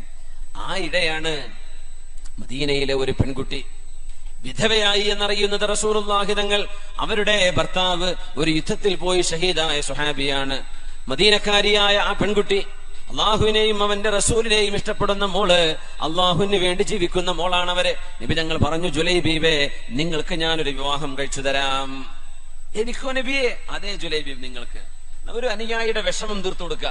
അതാണ് നേതാവിന്റെ ഏറ്റവും വലിയ ഗുണം, മേന്മ. അങ്ങനെയാണ് സ്വന്തം അനുയായികളുടെ കൂടെ നിൽക്കുക. ജുലൈബീബ്, വിവാഹം ഒരു വിഷയമാണല്ലേ, ഞാൻ നിങ്ങൾക്കൊരു പുതിയ പെണ്ണിനെ ഞാൻ കണ്ടുപിടിച്ചിട്ടുണ്ട്. ഇന്നാലിന്റെ വീട്ടിലേക്ക് പോയിക്കോ, അള്ളാഹുവിന്റെ റസൂല് നിങ്ങളുടെ മോളെ ജുലൈബീബിന് കെട്ടിച്ചു കൊടുക്കണമെന്ന് പറയുന്നു എന്ന് അവിടെ പോയിട്ട് പറ എന്ന് പറഞ്ഞ നബി തങ്ങൾ സല്ലല്ലാഹു അലൈഹി വസല്ലം. ജുലൈബീബ് റളിയല്ലാഹു അൻഹു പോകുന്നു. വീട്ടുകാരോട് ചോദിച്ചു, അല്ല ബാപ്പയോട് ചോദിച്ചു, അള്ളാഹുവിന്റെ റസൂൽ നിങ്ങളുടെ മോൾക്കൊരു വിവാഹബന്ധം ആലോചിച്ചിട്ടുണ്ട്, നിങ്ങൾക്ക് പറ്റുമെന്ന് ചോദിച്ചു. അള്ളാഹുവിന്റെ റസൂൽ ആലോചിച്ചതോ? അതിനെന്താ കുഴപ്പോ? ആരാന്ന് ചോദിച്ചു. ഞാൻ തന്നെ, ജുലൈബീബ്. അന്നേരം വാപ്പ പറഞ്ഞു, ചില വാപ്പമാരെ പോലെ, എന്നാ പിന്നെ ഞാൻ എന്റെ ഭാര്യയോടൊന്ന് ചോദിക്കട്ടെ എന്ന് പറഞ്ഞു. അന്ന് അദ്ദേഹം അങ്ങനെ പറഞ്ഞു. അതുവരെ ഓക്കെ, നബി തങ്ങളുടെ പ്രപ്പോസലാണോ? നോ പ്രോബ്ലം, നമ്മൾ സ്വീകരിക്കാൻ റെഡിയാണ്. പുതിയാപ്പിള ഇന്ന ആളാന്ന് പറഞ്ഞപ്പോൾ അദ്ദേഹത്തിന്റെ സ്വരം മാറി. ഞാൻ ഒന്ന് ആലോചിച്ചിട്ട് പറയാം. ഭാര്യയോട് ചെന്ന് ചോദിച്ചു. ഭാര്യയോട് ചോദിച്ചു, പിന്നെ അള്ളാഹുവിന്റെ റസൂൽ ഒരു പ്രപ്പോസൽ കൊണ്ടുവന്നിട്ടുണ്ട് നമ്മുടെ മോൾക്ക്, ആലോചിക്കല്ലേ? ഓ, അതിനെന്താ പ്രശ്നം? ജുലൈബീബോ എന്ന് ഭാര്യയും ചോദിച്ചു. അപ്പൊ മോള് ഇത് കേട്ട്, ഈ ഡയലോഗ് സംഭാഷണം കേട്ടുകൊണ്ടിരിക്കുകയാണ്. മോള് പറഞ്ഞു, ഉമ്മ ഉപ്പ, വിശുദ്ധ ഖുർആനിൽ ഒരു ആയത്ത് നിങ്ങൾക്ക് ഓർമ്മയുണ്ടോ? ബിസ്മില്ലാഹിർ റഹ്മാനിർ റഹീം. وما كان لمؤمن ولا مؤمنة إذا قضى الله ورسوله أمرا أن يكون لهم الخيرة من أمرهم. അള്ളാഹുവിന്റെ റസൂലും അള്ളാഹുവും ഒരു വിഷയം തീരുമാനിച്ചു കഴിഞ്ഞാൽ, ഉമ്മ ഉപ്പ, ആ വിഷയത്തിൽ നോ ടേണിംഗ് ബാക്ക്, ഒരിക്കലും പിന്തിരിയാൻ പാടില്ലെന്നും അള്ളാഹുവിന്റെയും അവന്റെ റസൂലിന്റെയും തീരുമാനം അംഗീകരിക്കണമെന്നും ഉമ്മ അള്ളാഹു നമ്മളോട് പറഞ്ഞിട്ടില്ലേ? ജുലൈബീബ് കാണാൻ ഭംഗിയില്ലാത്തവനാണ്, ശരിയാണ്. പക്ഷേ ജുലൈബീബ് ഒരു സത്യവിശ്വാസി അല്ലയോ? ജുലൈബീബിനെ എനിക്ക് വേണ്ടി ആലോചിക്കുന്നത് അള്ളാഹുവിന്റെ റസൂലല്ലയോ ഉമ്മ? അള്ളാഹുവിന്റെ റസൂലിന്റെ തീരുമാനം നമ്മൾ അംഗീകരിക്കണ്ടയോ? ആ ആയത്തിന്റെ പേരിലാണ് ആ മോൾക്ക് മാതാപിതാക്കളെ കൺവിൻസ് ചെയ്യാൻ പറ്റിയത്. എന്നിട്ട് കല്യാണം കഴിച്ചു. റസൂലുള്ളാഹി സ്വല്ലല്ലാഹു അലൈഹി വസല്ലം തങ്ങളുടെ നിർദ്ദേശപ്രകാരം ആ പെൺകുട്ടിയെ ജീവിത സഖിയായി സ്വീകരിച്ചു ജുലൈബീബ് റളിയല്ലാഹു അൻഹു. പക്ഷെ അള്ളാഹുവിന്റെ തീരുമാനം മറ്റൊന്നായിരുന്നു കേട്ടോ. കല്യാണം കഴിഞ്ഞ് 1 മാസത്തിൽ താഴെ സമയമായപ്പോഴാണ് ജുലൈബീബ് റളിയല്ലാഹു അൻഹു യുദ്ധത്തിൽ പോയി ഷഹീദാവുന്നത്. പക്ഷേ അള്ളാഹുവിനനുസരിച്ചു എന്ന വലിയൊരു ത്യാഗം ആ കുട്ടി അവിടെ ചെയ്തു. അള്ളാഹുവിന് വേണ്ടി അനുസരിച്ചു. അള്ളാഹുവിന്റെ ഇഷ്ടമെന്തോ അതവിടെ നടപ്പാക്കുകയാണ് ചെയ്ത്. ഇത് അള്ളാഹുവിന് ഇഷ്ടമാണോ? എനിക്ക് ഇഷ്ടമാണ് ഉമ്മ. അള്ളാഹു പൊരുത്തപ്പെടുമോ? എനിക്ക് പൊരുത്തമാണ്. ഒരു സത്യവിശ്വാസിയുടെ ജീവിതം ഇങ്ങനെയാണ്. അള്ളാഹുവിന് ഇഷ്ടമാണ്. ഒരു ബിസിനസ് തുടങ്ങുകയാണ്, അള്ളാഹുവിന് ഇഷ്ടമാണോ? എനിക്ക് ഇഷ്ടമാണ്. അള്ളാഹുവിന് ഇഷ്ടമല്ലയോ? എനിക്ക് ആ വരുമാനം വേണ്ട. ആ തീരുമാനം എടുക്കാൻ കഴിയലാണ് ഒരു സത്യവിശ്വാസിയുടെ ഈമാനിന്റെ അടയാളം. അങ്ങനെ അള്ളാഹുവിനുള്ള അനുസരണ, submission to the will of Allah. അള്ളാഹുവിന്റെ ആഗ്രഹം എന്തോ അത് തിരുനബിയുടെ വചനങ്ങളിലൂടെ, വിശുദ്ധ ഖുർആനിലൂടെ നമുക്ക് എത്തിയത് എന്തൊക്കെയാണോ അതനുസരിച്ച് ജീവിതത്തെ പാകപ്പെടുത്തുക. ഇതാണ് റമളാനിലെ നോമ്പിലൂടെയുള്ള അനുസരണയിലൂടെ അള്ളാഹു നമ്മെ പഠിപ്പിക്കുന്നത്. അള്ളാഹു നമുക്ക് ആ തരത്തിലുള്ള ഒരു ഇബാദത്തിന്റെ തൗഫീഖ് റബ്ബ് നമുക്ക് നൽകി അനുഗ്രഹിക്കട്ടെ. ആമീൻ യാ റബ്ബൽ ആലമീൻ. സ്വഹാബത്തിന്റെയും താബിഈങ്ങളുടെയും ജീവിതത്തിലൂടെ കടന്നു പോകുമ്പോൾ നമുക്ക് ഒരുപാട് അനുഭവങ്ങൾ കാണാൻ കഴിയും. അള്ളാഹുവിന് ഇഷ്ടമോ എങ്കിൽ അത് നടക്കട്ടെ. സ്വന്തം ഇഷ്ടത്തിനെതിരായിരിക്കാം, പക്ഷെ എനിക്ക് പ്രശ്നമല്ല, അള്ളാഹുവിന്റെ ഇഷ്ടമാണ് നടക്കേണ്ടത് എന്ന് ചിന്തിക്കുന്ന ഒരു സത്യവിശ്വാസി അള്ളാഹുവിനോട് അതാണ് ചോദിക്കുന്നത്. അല്ലാഹുമ്മ ഇന്നാ നസ്അലുക സബാത ഫിൽ അംരി വൽ അസീമത ഫിർ റുഷ്ദ്. അള്ളാഹുവേ, നിനക്ക് വേണ്ടി ത്യാഗം ചെയ്യാനും നിനക്ക് വേണ്ടി ജീവിക്കാനും നിനക്ക് വേണ്ടി മരിക്കാനും നിനക്ക് വേണ്ടി എല്ലാം സമർപ്പിക്കാനുമുള്ള ആ ഒരു സൗഭാഗ്യം നൽകണമേ തമ്പുരാനെ. അള്ളാഹുവേ, നീ ഞങ്ങൾക്കത് നൽകണമേ റബ്ബേ. റമളാനിന്റെ രാപ്പകലുകളിൽ എത്രയോ ആളുകൾക്ക് നരകമോചനം കൊടുക്കുന്ന ഈ സമയത്ത് അള്ളാഹുവേ, നരകമോചനത്തിന് സാധ്യമാകുന്ന ഒരു നല്ല ജീവിതം ഞങ്ങൾക്ക്, ഞങ്ങളുടെ മക്കൾക്ക്, ഭാര്യ സന്തതികൾക്ക് നൽകണേ റബ്ബേ. പ്രത്യേകിച്ച് നമ്മുടെ യുവതികൾക്ക്, ചെറുപ്പക്കാരികൾക്ക്, പെൺകുട്ടികൾക്ക് അള്ളാഹുവേ, വഴിതെറ്റിപ്പോവാതെ ഞങ്ങളുടെ മക്കളെയൊക്കെ നീ കാക്കണേ പടച്ചവനെ. അങ്ങനെയാണ് നമ്മുടെ മക്കൾ നന്നാവുന്നത് അള്ളാഹു നൽകുന്ന വലിയൊരു സൗഭാഗ്യമാണ്. ഈമാനിന്റെ പ്രകടമായ ഒരു അടയാളം നമ്മുടെ മക്കളിൽ നന്മ കാണലാണെന്നാണ്. ഉമർ ഇബ്നു അബ്ദുൽ അസീസ് റളിയല്ലാഹു അൻഹു അന്ന് പെരുന്നാൾ ദിവസം എല്ലാ മക്കളും നല്ല വസ്ത്രമിട്ട് നടക്കുമ്പോ ബഹുമാനപ്പെട്ടവരുടെ രാജാവെന്ന് ഇസ്ലാമിൽ പറയില്ല, ഖലീഫയാണ്, ഭരണാധികാരിയാണ്, പ്രതിനിധിയാണ്. ഖലീഫത്തു റസൂലില്ല, അള്ളാഹുവിന്റെ റസൂലിന്റെ പ്രതിനിധി എന്നൊക്കെ പറയുന്ന പോലെ ദീനിന്റെ പ്രതിനിധിയാണ് മഹാനായ ഖലീഫ ഉമർ ഇബ്നു അബ്ദുൽ അസീസ് റളിയല്ലാഹു അൻഹുവിന്റെ പ്രിയപ്പെട്ട മോൻ കീറിയ വസ്ത്രം ധരിച്ച് മുമ്പിലൂടെ നടന്നു വന്നപ്പോഴാണ് ബഹുമാനപ്പെട്ടവരെ കണ്ണിൽ നിന്ന് കണ്ണുനീര് വാർത്തത്. അപ്പൊ കുട്ടി ചോദിക്കുകയാണ്, 10-11 വയസ്സുള്ള മോൻ, വാപ്പാ എന്തിനാ നിങ്ങൾ ഈ കരയുന്നത്? ഒന്നുമില്ല മോനെ, നിന്റെ കൂട്ടുകാരായ നാട്ടുകാരായ പിള്ളേരൊക്കെ നല്ല വസ്ത്രമിട്ട് നടക്കുമ്പോ ഈ തുന്നിപ്പിടിപ്പിച്ച വസ്ത്രല്ലേ ഖലീഫയുടെ മോനായ എന്റെ മോനായ അബ്ദുള്ള നിങ്ങൾ ഉടുത്തിട്ടുള്ളത് തുന്നിവെച്ച വസ്ത്രല്ലേ, എനിക്കത് കാണുമ്പോ വിഷമം തോന്നുകയാണ് എന്ന് പറഞ്ഞു വാപ്പ. കാരണം ഗവൺമെന്റിന്റെ പൈസയിൽ നിന്ന് ഒന്നും അനർഹമല്ലാത്തത് ഒന്നും എടുക്കൂല എന്ന് പറഞ്ഞ മഹാനാണ്, അത് ജീവിതത്തിൽ കാണിച്ച മഹാനാണ് ഉമർ ഇബ്നു അബ്ദുൽ അസീസ് റളിയല്ലാഹു അൻഹു. എല്ലാ ഖലീഫമാരെ പോലെ തന്നെ. അപ്പൊ മോനൊരു വാക്ക് പറഞ്ഞു ഇങ്ങോട്ട് വാപ്പയോട്, ഉപ്പാ കരയെ, എന്റെ ഡ്രസ്സ് കണ്ടിട്ട് കരയെ. നല്ല പക്വമായൊരു വാക്ക് പറഞ്ഞു, ഉപ്പാ ഇന്നമാ യബ്കി മൻ അസാ റബ്ബാഹ് വഅഖ ഉമ്മഹു വഅബാഹ് വഅന ലസ്തു മിൻഹും യാ അബതാഹ്. മോൻ പറഞ്ഞ വാക്കാണ്, ഉപ്പാ എന്തിനാണ് സങ്കടപ്പെടേണ്ടത്? ഇന്നമാ യബ്കി മൻ അസാ റബ്ബാഹ്, തന്നെ സൃഷ്ടിച്ച സൃഷ്ടാവായ ഉടമസ്ഥനായ അള്ളാഹു, അവൻ അനുസരിക്കാത്തവരല്ലേ വാപ്പാ കരയേണ്ടത്, അള്ളാഹുവിനറിയാത്തവരല്ലേ കരയേണ്ടത്. സ്വന്തം മാതാപിതാക്കളെ സങ്കടപ്പെടുത്തിയവനല്ലേ കരയേണ്ടത്, സ്വന്തം മാതാപിതാക്കളെ ധിക്കരിച്ചവരല്ലേ കരയേണ്ടത്, അള്ളാഹുവിനെ ധിക്കരിച്ചവരല്ലേ കരയേണ്ടത്. ഉപ്പാ ഈ 2 പാതകവും നിങ്ങളുടെ മോൻ ചെയ്തിട്ടില്ല, അതുകൊണ്ട് എന്റെ വിഷയത്തിൽ എന്തിനാണ് ഉപ്പ സങ്കടപ്പെടുന്നത്? വാപ്പാക്ക് തിരുത്തി കൊടുക്കണം, തിരുത്തുകയല്ല, വാപ്പയെ ഓർമ്മപ്പെടുത്തുകയാണത്.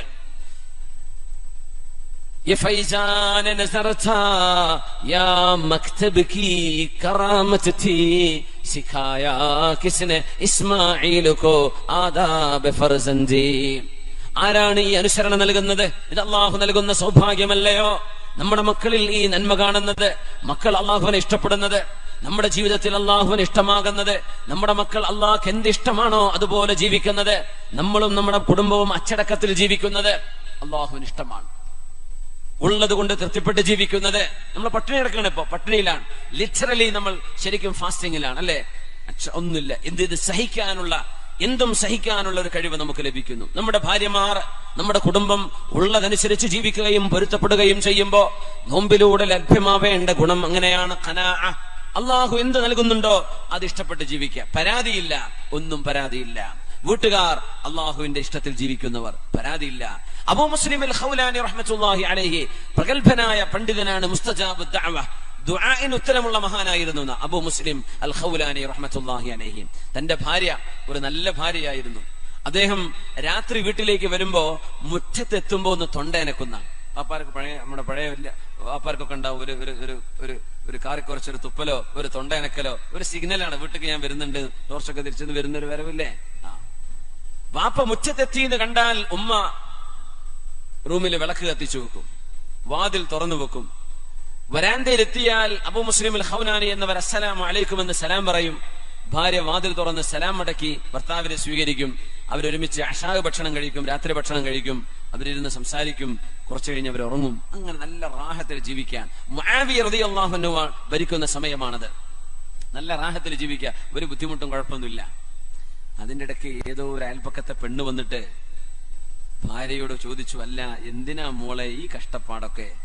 ഒരു വേലക്കാരിയെ അല്ലെങ്കിൽ ഒരു വേലക്കാരനെ നിങ്ങളുടെ ഭർത്താവ് വിചാരിച്ചാൽ കിട്ടുമല്ലോ. കാരണം നിങ്ങളുടെ ഭർത്താവ് മുആവിയ റളിയല്ലാഹു അൻഹു എന്ന ഇസ്ലാമിന്റെ ഖലീഫയും ഭരണാധികാരിയും അദ്ദേഹത്തിന്റെ അടുത്ത ആളല്ലേ. പറയില്ലേ മന്ത്രിന്റെ അടുത്താളെ, MLA-ന്റെ അടുത്താളെന്നൊക്കെ പറയില്ലേ. ഒരു വേലക്കാരനെ കിട്ടാൻ വല്ല പണിയുണ്ടോ മോൾ എന്തിനാ ഈ വീട്ടിൽ ഇങ്ങനെ കഷ്ടപ്പെടുന്നത് എന്ന് 2-3 വീട് അപ്പുറത്തുള്ള ഒരു പെണ്ണ് വന്ന് ഈ പെണ്ണിനെ ദിവസങ്ങളോളം വന്ന് പറഞ്ഞിട്ട് സ്ക്രൂ ചെയ്തു. സ്വാഭാവികമായിട്ടും പെണ്ണുങ്ങളല്ലേ, അവരും വിചാരിച്ചു ഞാനിപ്പോ എന്തിനായി അതുവരെ കഷ്ടപ്പാടെന്താന്ന് ആലോചിച്ചിട്ടില്ല, ഞാനിപ്പോ എന്തിനായി കഷ്ടപ്പെടുന്നത് എന്ന് അവൾക്കും ഒരു ചിന്തയായി. അങ്ങനെ ഒരു ദിവസം പള്ളിയിൽ നിന്ന് വരുമ്പോ ബഹുമാനപ്പെട്ടവർ തൊണ്ടെനിക്ക് വെളിച്ചൊന്നും കത്തിയിട്ടില്ല വീട്ടില്. അസ്സലാമു അലൈക്കും, ഒരു മറുപടി ഇല്ല. വാതിൽ ചാരി കിടക്കുന്നു. തുറന്നു നോക്കി പെണ്ണിനെ കാണുന്നില്ല. നോക്കുമ്പോ ഇരുട്ടിൽ ഒരു റൂമിന്റെ മൂലയിൽ ഇങ്ങനെ കുത്തിയിരിക്കുന്നുണ്ട്. അല്ല പെണ്ണെ നിനക്ക് എന്ത് പറ്റിയെന്ന് ചോദിച്ചു. ഒന്നുമില്ല. എന്തേ ഇന്ന് ഒരു സ്വഭാവ മാറ്റം എന്ന് ചോദിച്ചു. നിങ്ങൾ വിചാരിച്ചാൽ ഒരു വേലക്കാരിയൊക്കെ കിട്ടൂലേ, നിങ്ങൾ മുആവിയ നിങ്ങളുടെ അടുത്ത ആളല്ലേ. അത് ശരി, ഇതാണല്ലേ വിഷയം എന്ന് ചോദിച്ചു. ഒരൊറ്റ കൈയുയർത്തിയൊരു ദുആയാണ്, റബ്ബേ അല്ലാഹുമ്മ അഅമി ബസറ മൻ ഖബ്ബബ ഇംറഅതി, പടച്ചവനെ എന്റെ പെണ്ണിനെ ആരാണോ പഴപ്പിച്ചത് അവളുടെ കണ്ണിന്റെ കാഴ്ച നീ എടുത്തു കളയണമേ. ഒരൊറ്റ ദുആയാണ്. 4 വീട് അപ്പുറത്തെ പെണ്ണ് പറഞ്ഞു, മക്കളെ വിളക്ക് പോയല്ലോ മക്കളെ, ഉമ്മ കണ്ണ് ഉമ്മ വിളക്ക് പോയിട്ടില്ല, ഉമ്മ വിളക്ക് കത്തുന്നുണ്ടല്ലോ മക്കളെ, ഉമ്മാക്ക് കണ്ണ് കാണില്ലല്ലോ. അസ്വാബത്നി ദഅവതു റജുലി സ്വാലിഹ്, ആ നല്ല മനുഷ്യന്റെ പ്രാർത്ഥന എനിക്ക് പറ്റിക്കാണും എന്ന് പറഞ്ഞ അവിടെ ഉള്ള ഒരു മഹാൻ അബൂ മുസ്ലിം അൽ ഖൗലാനി തങ്ങളാ. എന്നെ ഒന്ന് കൊണ്ടുപോകും അദ്ദേഹത്തിന്റെ അടുത്തേക്ക്. കൈപിടിച്ച് കൊണ്ടുവരികയാണ്. കണ്ണ് കാണുന്നില്ല, കണ്ണിന്റെ കാഴ്ച ഇൻസ്റ്റന്റ്ലി ഓൺ ദ സ്പോട്ടിൽ പോയി. അങ്ങനെയൊക്കെ അള്ളാഹു ഉത്തരം കൊടുക്കുന്ന ആളുകളുണ്ട്. പറഞ്ഞാൽ ലൗ അഖ്സമ അലല്ലാഹി ലഅബറ, അങ്ങ് പറഞ്ഞാൽ അങ്ങ് സംഭവിച്ചേക്കും. കണ്ണിന്റെ കാഴ്ച അങ്ങ് നഷ്ടപ്പെട്ടു. കൈപിടിച്ചിട്ടാ മക്കൾ കൊണ്ടുവന്നത്. ഷെയ്ഖ് അവറുകളെ തെറ്റുപറ്റിപ്പോയി, മാപ്പാക്കണം. എന്തേലും ചോദിച്ചു. നിങ്ങളുടെ ഭാര്യയോട് ഞാൻ ഇങ്ങനെ പറഞ്ഞിരുന്നു, അതാണോ എനിക്കൊരു നിങ്ങളുടെ പ്രാർത്ഥന പറ്റിയോ എന്നൊരു പേടി, എന്റെ കണ്ണിന്റെ കാഴ്ച ഇപ്പൊ നഷ്ടപ്പെട്ടതാണ്. അദ്ദേഹം പറഞ്ഞു, നിങ്ങളാണല്ലേ പറഞ്ഞതെന്ന് ചോദിച്ചു. അതെ, ഞാനും എന്റെ ഭാര്യയും അള്ളാഹുവിനോട് ചോദിക്കുന്നത്, റബ്ബേ നീ എന്ത് നൽകുന്നുണ്ടോ അത് തൃപ്തിപ്പെട്ട് ജീവിക്കാൻ തൗഫീഖ് നൽകണേ എന്നാണ്. നീ എന്ത് തന്നുവോ അത് പൊരുത്തപ്പെട്ട് ജീവിക്കാൻ നീ തൗഫീഖ് താ എന്നാണ്. ഞങ്ങൾക്ക് ആഡംബരങ്ങളോ വലിയ വലിയ ആവശ്യങ്ങളോ ഒന്നും ഞങ്ങളുടെ ജീവിതത്തിലില്ല. ഉള്ളത് കൊണ്ട് പൊരുത്തപ്പെടുക. അള്ളാഹു ഇത്രയാ തന്നത്, അൽഹംദുലില്ലാ, അതിന് റബ്ബിനെ ശുക്ർ ചെയ്യുക. അതിനിടക്ക് വന്നാണോ ഞങ്ങളുടെ കുടുംബ ജീവിതത്തിൽ നീ അല്ലെല്ലാം വിഷമങ്ങൾ ഉണ്ടാക്കിയത്, എനിക്ക് മാപ്പാക്കി തരണം, എനിക്ക് മാപ്പ് തരണം, എനിക്ക് മാപ്പ് തരണം, എനിക്ക് മാപ്പ് തരണം എന്നവർ കരയാൻ തുടങ്ങി. മഹാനവർ പറഞ്ഞു, അല്ലാഹുവേ റുദ്ദ ബസ്വറഹ, അവളുടെ കണ്ണിന്റെ കാഴ്ച നീ തിരിച്ചു കൊടുക്കു പടച്ചവനെ എന്ന് ദുആ ചെയ്തു. ഓൺ ദി സ്പോട്ട് കണ്ണ് തുറന്നിട്ടാണ് പിന്നെ ആ മഹദി ആ പെണ്ണ് അവിടെ നിന്ന് വീട്ടിൽ നിന്ന് ഇറങ്ങിപ്പോയത്. സുബ്ഹാനല്ലാഹ്, കണ്ണ് കാണാതെ വന്നു, കണ്ണ് കണ്ടുകൊണ്ട് തിരിച്ചുപോയി. നമ്മൾ അത്തിപ്പറ്റ ഉസ്താദിന്റെ സദസ്സിൽ അങ്ങനെ അല്ലെ, കണ്ണ് കാണാത്തൊരു ഉസ്താദാരോ 30 കൊല്ലായിട്ടോ വിഷമുണ്ട്, കണ്ണ് കണ്ടു, മാഷാ അല്ലാഹ്. ചില ആളുകളുടെ ദുആക്ക് അങ്ങനെ ഉത്തരം നൽകും അല്ലാഹു തആല. വലിയ അത്ഭുതമാണ്. മഹാനായ അത്തിപ്പറ്റ ഉസ്താദൊക്കെ അങ്ങനെ ദുആയിന് ഉത്തരം കിട്ടി ഒരുപാട് അനുഭവങ്ങൾ പലരും പല സ്ഥലങ്ങളിൽ നിന്നും പറയാറുണ്ട്. അപ്പോ ദുആയിന് ഉത്തരം ലഭിക്കും. അത്തരം ആളുകളുടെ പ്രാർത്ഥനകളിൽ നമ്മൾ സംബന്ധിക്കാൻ, അവർക്ക് ഖിദ്മത്ത് ചെയ്യുക, അവരെ വിഷമിപ്പിക്കുന്നൊന്നും ചെയ്യാണ്ടിരിക്കുക, അതൊക്കെ നമുക്ക് അവർക്ക് ചെയ്തു കൊടുക്കാൻ പറ്റുക. ഏതായിരുന്നാലും അബൂ മുസ്ലിം അൽ ഖൗലാനി തങ്ങളുടെ ആ ഒരു വീടിനുള്ളിലെ സാഹചര്യം നമ്മുടെ വീടുകളിൽ അള്ളാഹുവിന്റെ നിഅമത്തിൽ അവൻ തന്നത് പൊരുത്തപ്പെട്ട് ഞാനും നിങ്ങളും മക്കളും ഭാര്യയും നമ്മളൊക്കെ അങ്ങനെയാണോ ജീവിക്കുന്നത്? അതല്ല, സഹിക്കാൻ പറ്റുന്നില്ല. അയൽപക്കത്തേക്ക് നോക്കുകയാണ്, കൂട്ടുകാരിലേക്ക് നോക്കുകയാണ്. അള്ളാഹു തന്ന നിഅമത്തിനെ മറന്നു പോകുന്ന അവസ്ഥയുണ്ടോ? അള്ളാഹുവിനെ നമ്മൾ സൂക്ഷിക്കണം. നമ്മുടെ കുട്ടികൾ, നമ്മുടെ ആൺമക്കളും പെൺമക്കളും നല്ല കൂട്ടുകെട്ട്, നല്ല സൗഹൃദ ബന്ധം, നല്ല അച്ചടക്കമുള്ളവരായി വളരുന്നുണ്ടോ, നമ്മൾ അവരെ വളർത്തുന്നുണ്ടോ? ഇതെല്ലാം ഈ സമയത്ത് നമ്മൾ ആലോചിക്കേണ്ട വിഷയങ്ങളാണ്. നല്ല ഒരു നാള് നമുക്കും നമ്മുടെ മക്കൾക്കും വേണം. അതുകൊണ്ടാണ് തങ്ങൾ അല്ലാഹു തആല സൂറത്തുൽ ഫുർഖാനിൽ ഇങ്ങനെ ദുആയിരക്കാൻ വേണ്ടി പറഞ്ഞത്, റബ്ബനാ ഹബ് ലനാ മിൻ അസ്വാജിനാ വദുർരിയാതിനാ ഖുർറത അയുനിൻ വജഅൽനാ ലിൽ മുത്തഖീന ഇമാമ. അച്ചടക്കമുള്ളവരായി നമ്മുടെ മക്കള്, നമ്മുടെ ഭാര്യമാർ, നമ്മുടെ പെൺമക്കൾ വിശേഷിച്ചും. ചുറ്റുപാടുകളിൽ സാംസ്കാരികമായ അധപ്പതനങ്ങൾ പലയിടത്തും നടന്നുകൊണ്ടിരിക്കുന്ന കാലമാണ്. പെൺകുട്ടികളെ വേട്ടയാടാനും ആൺകുട്ടികളെ തട്ടിക്കൊണ്ടുപോകാൻ പെൺകുട്ടികളെ തട്ടിക്കൊണ്ടുപോകാനും ഒക്കെയുള്ള റാക്കറ്റുകൾ വർക്ക് ചെയ്യുന്ന കാലമാണിത്. അള്ളാഹു നമ്മുടെ മക്കൾക്കൊക്കെ സംരക്ഷണം നൽകി അനുഗ്രഹിക്കട്ടെ. നല്ല സൗഹൃദ ബന്ധം അവരുടെ സ്കൂളുകളിലും അവരുടെ കോളേജുകളിലും അവർ പഠിക്കുന്ന ഹോസ്റ്റലുകളിലും അവർ യാത്ര ചെയ്യുന്നിടത്തൊക്കെ നല്ല സൗഹൃദ ബന്ധങ്ങൾ അള്ളാഹു നൽകുകയും വഴിതെറ്റിപ്പോകുന്ന സാഹചര്യങ്ങളിൽ നമ്മുടെ മക്കൾ അള്ളാഹു കാത്തു രക്ഷിക്കുകയും ചെയ്യട്ടെ എന്ന് റബ്ബിനോട് നമ്മൾ ദുആ ചെയ്യുകയാണ്. നമ്മുടെ കുട്ടികൾ അച്ചടക്കത്തോടുകൂടെ വളരുന്നത് അനിവാര്യമാണ്. നമ്മുടെ മക്കൾ മാതാപിതാക്കളെ സ്നേഹിക്കുകയും അവർക്ക് ഖിദ്മത്ത് ചെയ്യുകയും ചെയ്യുന്നവരായി വളരേണ്ടത്. നമ്മുടെ പെൺമക്കൾ അച്ചടക്കമുള്ള വസ്ത്രവിധാനത്തിലൂടെ, അച്ചടക്കമുള്ള സംസ്കാരത്തിലൂടെ വളരുന്നത്. ഇതെല്ലാം അള്ളാഹുവിനോട് നമ്മൾ ചോദിച്ചു വാങ്ങേണ്ട സമയമാണ് ഈ പരിശുദ്ധമായ റമദാനിന്റെ നോമ്പെടുത്ത പകലുകൾ. അള്ളാഹു നമ്മുടെ മക്കൾക്ക് അത് നൽകട്ടെ. ഫാത്തിമ ബിൻതു മുഹമ്മദ് റളിയല്ലാഹു അൻഹ, അഷ്റഫുൽ ഖൽഖ് തങ്ങളുടെ പ്രിയപ്പെട്ട മോൾ ഫാത്തിമ റളിയല്ലാഹു അൻഹ, ആ ബീവിയിലൂടെയാണ് നമ്മുടെ മക്കൾ കണ്ടുപഠിക്കുന്നത്. അഷ്റഫുൽ ഖൽഖിന്റെയും അവിടുത്തെ ഭാര്യമാരുടെയും കുടുംബജീവിതത്തിൽ നിന്നാണ് നമ്മൾ നമ്മുടെ കുടുംബജീവിതം മനസ്സിലാക്കുന്നത്. അഷ്റഫുൽ ഖൽഖ് തങ്ങളുടെയും സ്വഹാബത്തിന്റെയും ജീവിതത്തിൽ നിന്നാണ് ഒരു ഭർത്താവ്, ഒരു പിതാവ് എന്ന നിലയിൽ നമ്മൾ എങ്ങനെ ജീവിക്കണമെന്ന് പഠിക്കേണ്ടത്. അല്ലാഹുവിന്റെയും അവന്റെ റസൂലിന്റെയും തിരുചര്യയിൽ നിന്നാണ് എന്റെ ജീവിതം എങ്ങനെയാണ് ഞാൻ കെട്ടിപ്പടുക്കേണ്ടത് എന്ന് മനസ്സിലാക്കേണ്ടത്. വിശദമായി മനസ്സിലാക്കേണ്ട, പഠിക്കേണ്ട ഒരു സമയവും സന്ദർഭവും അല്ല ഇത് എന്നതുകൊണ്ട് തന്നെ സൂചനകൾ മാത്രം നൽകി നമ്മൾ അവസാനിപ്പിക്കുകയാണ്. റസൂലുള്ളാഹി സ്വല്ലല്ലാഹു അലൈഹി വസല്ലം തങ്ങളുടെ പ്രിയപ്പെട്ട മോൾ ഫാത്തിമ റളിയല്ലാഹു അൻഹ അവർ വഫാത്താകാൻ പോകുന്ന നേരം, അള്ളാഹുവിന്റെ റസൂല് വഫാത്തായി 6 മാസങ്ങൾക്ക് ശേഷമാണ് 21ാമത്തെ വയസ്സിൽ മഹദി ഫാത്തിമ റളിയല്ലാഹു അൻഹ ലോകത്തോട് വിട പറയുന്നത്. 21 വയസ്സായിരുന്നു മരിക്കുമ്പോൾ. 21 വയസ്സ്, ഒരു ചെറുപ്പക്കാരിയാണ്. കാര്യമായ സുഖമൊന്നുമില്ല. പക്ഷേ നബി തങ്ങൾ തന്നെ വഫാത്താകുന്ന സമയം അഷ്റഫുൽ ഖൽഖ് സ്വല്ലല്ലാഹു അലൈഹി വസല്ലം തങ്ങൾ പരിശുദ്ധ നബി തങ്ങൾ പ്രിയപ്പെട്ട മോളെ വിളിച്ചിട്ട് പറഞ്ഞു, ഫാത്തിമ ബീവിയോട് 2 സ്വകാര്യം പറഞ്ഞു എന്നല്ലേ. ഒരു സ്വകാര്യം പറഞ്ഞു, ഫാത്തിമ ബീവി റളിയല്ലാഹു അൻഹ കരഞ്ഞു. 2ാമത്തെ സ്വകാര്യം പറഞ്ഞു, ഫാത്തിമ റളിയല്ലാഹു അൻഹ ചിരിച്ചു. അങ്ങനെയാണ് ഹദീസിലുള്ളത്. എന്താ ആദ്യം പറഞ്ഞെന്നറിയോ? മോളെ, ഇത് ഉപ്പയുടെ ദുന്യാവിൽ അവസാനത്തെ ദിവസമാണ്, ഉപ്പ ഇന്ന് വഫാത്താകും മോളെ. ഫാത്തിമ ബീവി കരഞ്ഞു. പിന്നെ അടുത്ത് പറഞ്ഞു കൊടുത്ത ഒരു കാര്യം കൂടെ, അതിൽ ബീവി ചിരിച്ചു. എന്താ? ഞാൻ മരിച്ചാൽ എന്റെ കൂടെ ആദ്യം വന്നു ചേരുന്നത് മോളാണ്. സുബ്ഹാനല്ലാഹ്, എന്റെ കൂടെ ആദ്യം വന്നു ചേരുന്ന മോൾ. എന്താണ്? വാപ്പ മരിച്ച ഉടനെ മോള് മരിക്കും. അത് പറഞ്ഞപ്പോ സന്തോഷിച്ചു ഫാത്തിമ റളിയല്ലാഹു തആല അൻഹ. നമ്മളാണെങ്കിൽ പെണ്ണുങ്ങൾ കൂട്ടക്കരച്ചിലായിരിക്കും, റബ്ബേ വാപ്പ മരിച്ചു, ഇനി ഞാനും പിന്നാലെ പോവാണോ? ഫാത്തിമ റളിയല്ലാഹു അൻഹ ചിരിച്ചു. എന്റെ ഉപ്പയുടെ അരികത്തേക്ക് പോവുകയാണ്, ഞാനാണല്ലോ ആദ്യം എന്റെ ഉപ്പയുടെ കൂടെ പോകുന്നത്. അങ്ങനെ ആ ഒരു വാക്ക് സാധ്യമാവാണ്. നബി തങ്ങളുടെ വാക്കുകൾ അത്ഭുതമാണ്. അവിടുന്ന് പറഞ്ഞതൊന്നും പിഴച്ചിട്ടില്ല, പിഴക്കൂല. കാരണം അള്ളാഹു നൽകുന്ന ദിവ്യബോധനമായിരുന്നു അവിടുന്ന് സംസാരിച്ചത്. തങ്ങൾ പറഞ്ഞു, തങ്ങളുടെ കുടുംബത്തിൽ പിന്നെ ആദ്യത്തെ മരണം 6 മാസത്തിനുള്ളിൽ ഫാത്തിമ ബീവിയുടേതാണ് റളിയല്ലാഹു അൻഹ. ആ സമയം ഫാത്തിമ ബീവിയുടെ കൂടെയുണ്ട് ജഅഫർ റളിയല്ലാഹു അൻഹുവിന്റെ ഭാര്യയായിരുന്ന അസ്മാ ബിൻതു ഉമൈസ് റളിയല്ലാഹു അൻഹ. അസ്മാ ബിൻതു ഉമൈസ്, അബൂബക്കർ സിദ്ദീഖ് എന്നവർക്ക് ഒരു അസ്മാ ബീവിയുണ്ട്, അസ്മാ ബിൻത് അബീ ബക്കർ റളിയല്ലാഹു അൻഹ. ആയിഷ ബീവിയുടെ ഉപ്പ വഴിക്കുള്ള സഹോദരിയാണ്, ഉമ്മ വേറെയാണ്. 2 പേരുടെയും അസ്മാ ബീവി ഉണ്ട്, ആയിഷ ബീവിയുടെ സഹോദരി. ഇത് ആ അസ്മാ അല്ല, റളിയല്ലാഹു അൻഹ അല്ല, ഇത് അസ്മാ ബിൻതു ഉമൈസ് ജഅഫർ റളിയല്ലാഹു അൻഹുവിന്റെ ഭാര്യയായിരുന്നു. മഹാനായ ജഅഫർ റളിയല്ലാഹു അൻഹു മൗതത്തിലേക്ക് പോയി. അവിടുന്ന് വഫാത്തായപ്പോ, ഷഹീദായപ്പോ നബി തങ്ങൾ ജഅഫർ തങ്ങളുടെ വീട്ടിലേക്ക് കടന്നു വരുന്നുണ്ട്. ആ സമയം അസ്മാ ബീവി കുട്ടികളൊക്കെ കുളിപ്പിച്ച് റെഡിയാക്കി നിർത്തിയിരുന്നു എന്നാണ്. കാരണം നബി തങ്ങളുടെ അതേ സ്വല്ലല്ലാഹു അലൈഹി വസല്ലം തങ്ങളുടെ രൂപവും സ്വഭാവവും ജഅഫർ റളിയല്ലാഹു അൻഹുവിനുണ്ടായിരുന്നു. നബിയുടെ കസിനാണല്ലോ ജഅഫർ എന്നവര്, ജഅഫർ ഇബ്നു അബീ ത്വാലിബ് റളിയല്ലാഹു അൻഹു. ജഅഫർ തങ്ങളുടെ ഉപ്പ അബൂ ത്വാലിബ് നബി തങ്ങളുടെ മുത്താപ്പയാണ്, നബി തങ്ങളുടെ പിതാവിന്റെ ജ്യേഷ്ഠനാണ്. അവരുടെ മോനാണ് ജഅഫർ എന്നവർ. നബി തങ്ങൾ ജഅഫർ എന്നവർ നോക്കി പറയും, ജഅഫറേ അശ്ബഹത ഖൽഖി വഖുലുഖി, ജഅഫറേ നിങ്ങൾക്ക് എന്റെ രൂപവും എന്റെ സ്വഭാവവും അല്ലാഹു നൽകിയിരിക്കുന്നുവല്ലോ എന്ന് പറഞ്ഞു. അങ്ങനെ നബി തങ്ങൾ ആ വീട്ടിലേക്ക് കടന്നു വന്ന് അസ്മാ ബീവി മക്കളെ കുളിപ്പിച്ച് നിർത്തിയിരുന്നു. ജഅഫർ തങ്ങൾ വഫാത്തായത് വീട്ടുകാർ അറിഞ്ഞിരുന്നില്ല. നബി തങ്ങൾ വന്നപ്പോ കൊച്ചുമക്കളാണ്, കൽ ഫിറാഖ്, പക്ഷിക്കുഞ്ഞുങ്ങളെ പോലെ എന്നാ പറഞ്ഞ ഹദീസിലൊക്കെ. ആ മക്കൾ ഓടി വന്ന് വാപ്പയായി വരുന്നത് വിചാരിച്ച് നബി തങ്ങളെ കാണുമ്പോൾ വാപ്പയാണെന്ന് തോന്നുമായിരുന്നു. അങ്ങനെ ജഅഫർ തങ്ങളുടെ അതേ രൂപം, നബി തങ്ങളുടെ രൂപമാണ് ജഅഫർ റളിയല്ലാഹു അൻഹുവിനെ റളിയല്ലാഹു തആല. ആ ഒരു നേരം നബി തങ്ങൾ അസ്മാ ബീവിയോട് പറഞ്ഞു, അസ്മാ കരഞ്ഞു അസ്മാ റളിയല്ലാഹു അൻഹ. നബി തങ്ങൾ കുട്ടികളെ തലയിൽ ഇങ്ങനെ തലകൂടിയിട്ട് തങ്ങളുടെ കണ്ണിന്ന് കണ്ണുനീരിങ്ങനെ വരുമ്പോ അസ്മാ ബീവി ചോദിച്ചിരുന്നു, നബിയെ എന്താ നബിയെ അങ്ങ് കരയുന്നത്? ജഅഫർ എന്നവരെ കുറിച്ച് വല്ല വിവരവും അങ്ങേക്ക് ലഭിച്ചോ? അതേ എന്ന് പറഞ്ഞു. ജഅഫർ എന്നവർക്ക് എന്ത് പറ്റി നബിയെ? ഖുതില, ബഹുമാനപ്പെട്ടവർ ഷഹീദായിട്ടുണ്ട് എന്ന് പറഞ്ഞു. അസ്മാ ബീവി കരയാൻ തുടങ്ങി. മക്കളെ യതീമാക്കിയവർ പോയല്ലോ, ഈ കൊച്ചുമക്കളെ യതീമാക്കി പോയല്ലോ എന്ന് കരഞ്ഞപ്പോ നബി തങ്ങൾ പറഞ്ഞു, അസ്മാ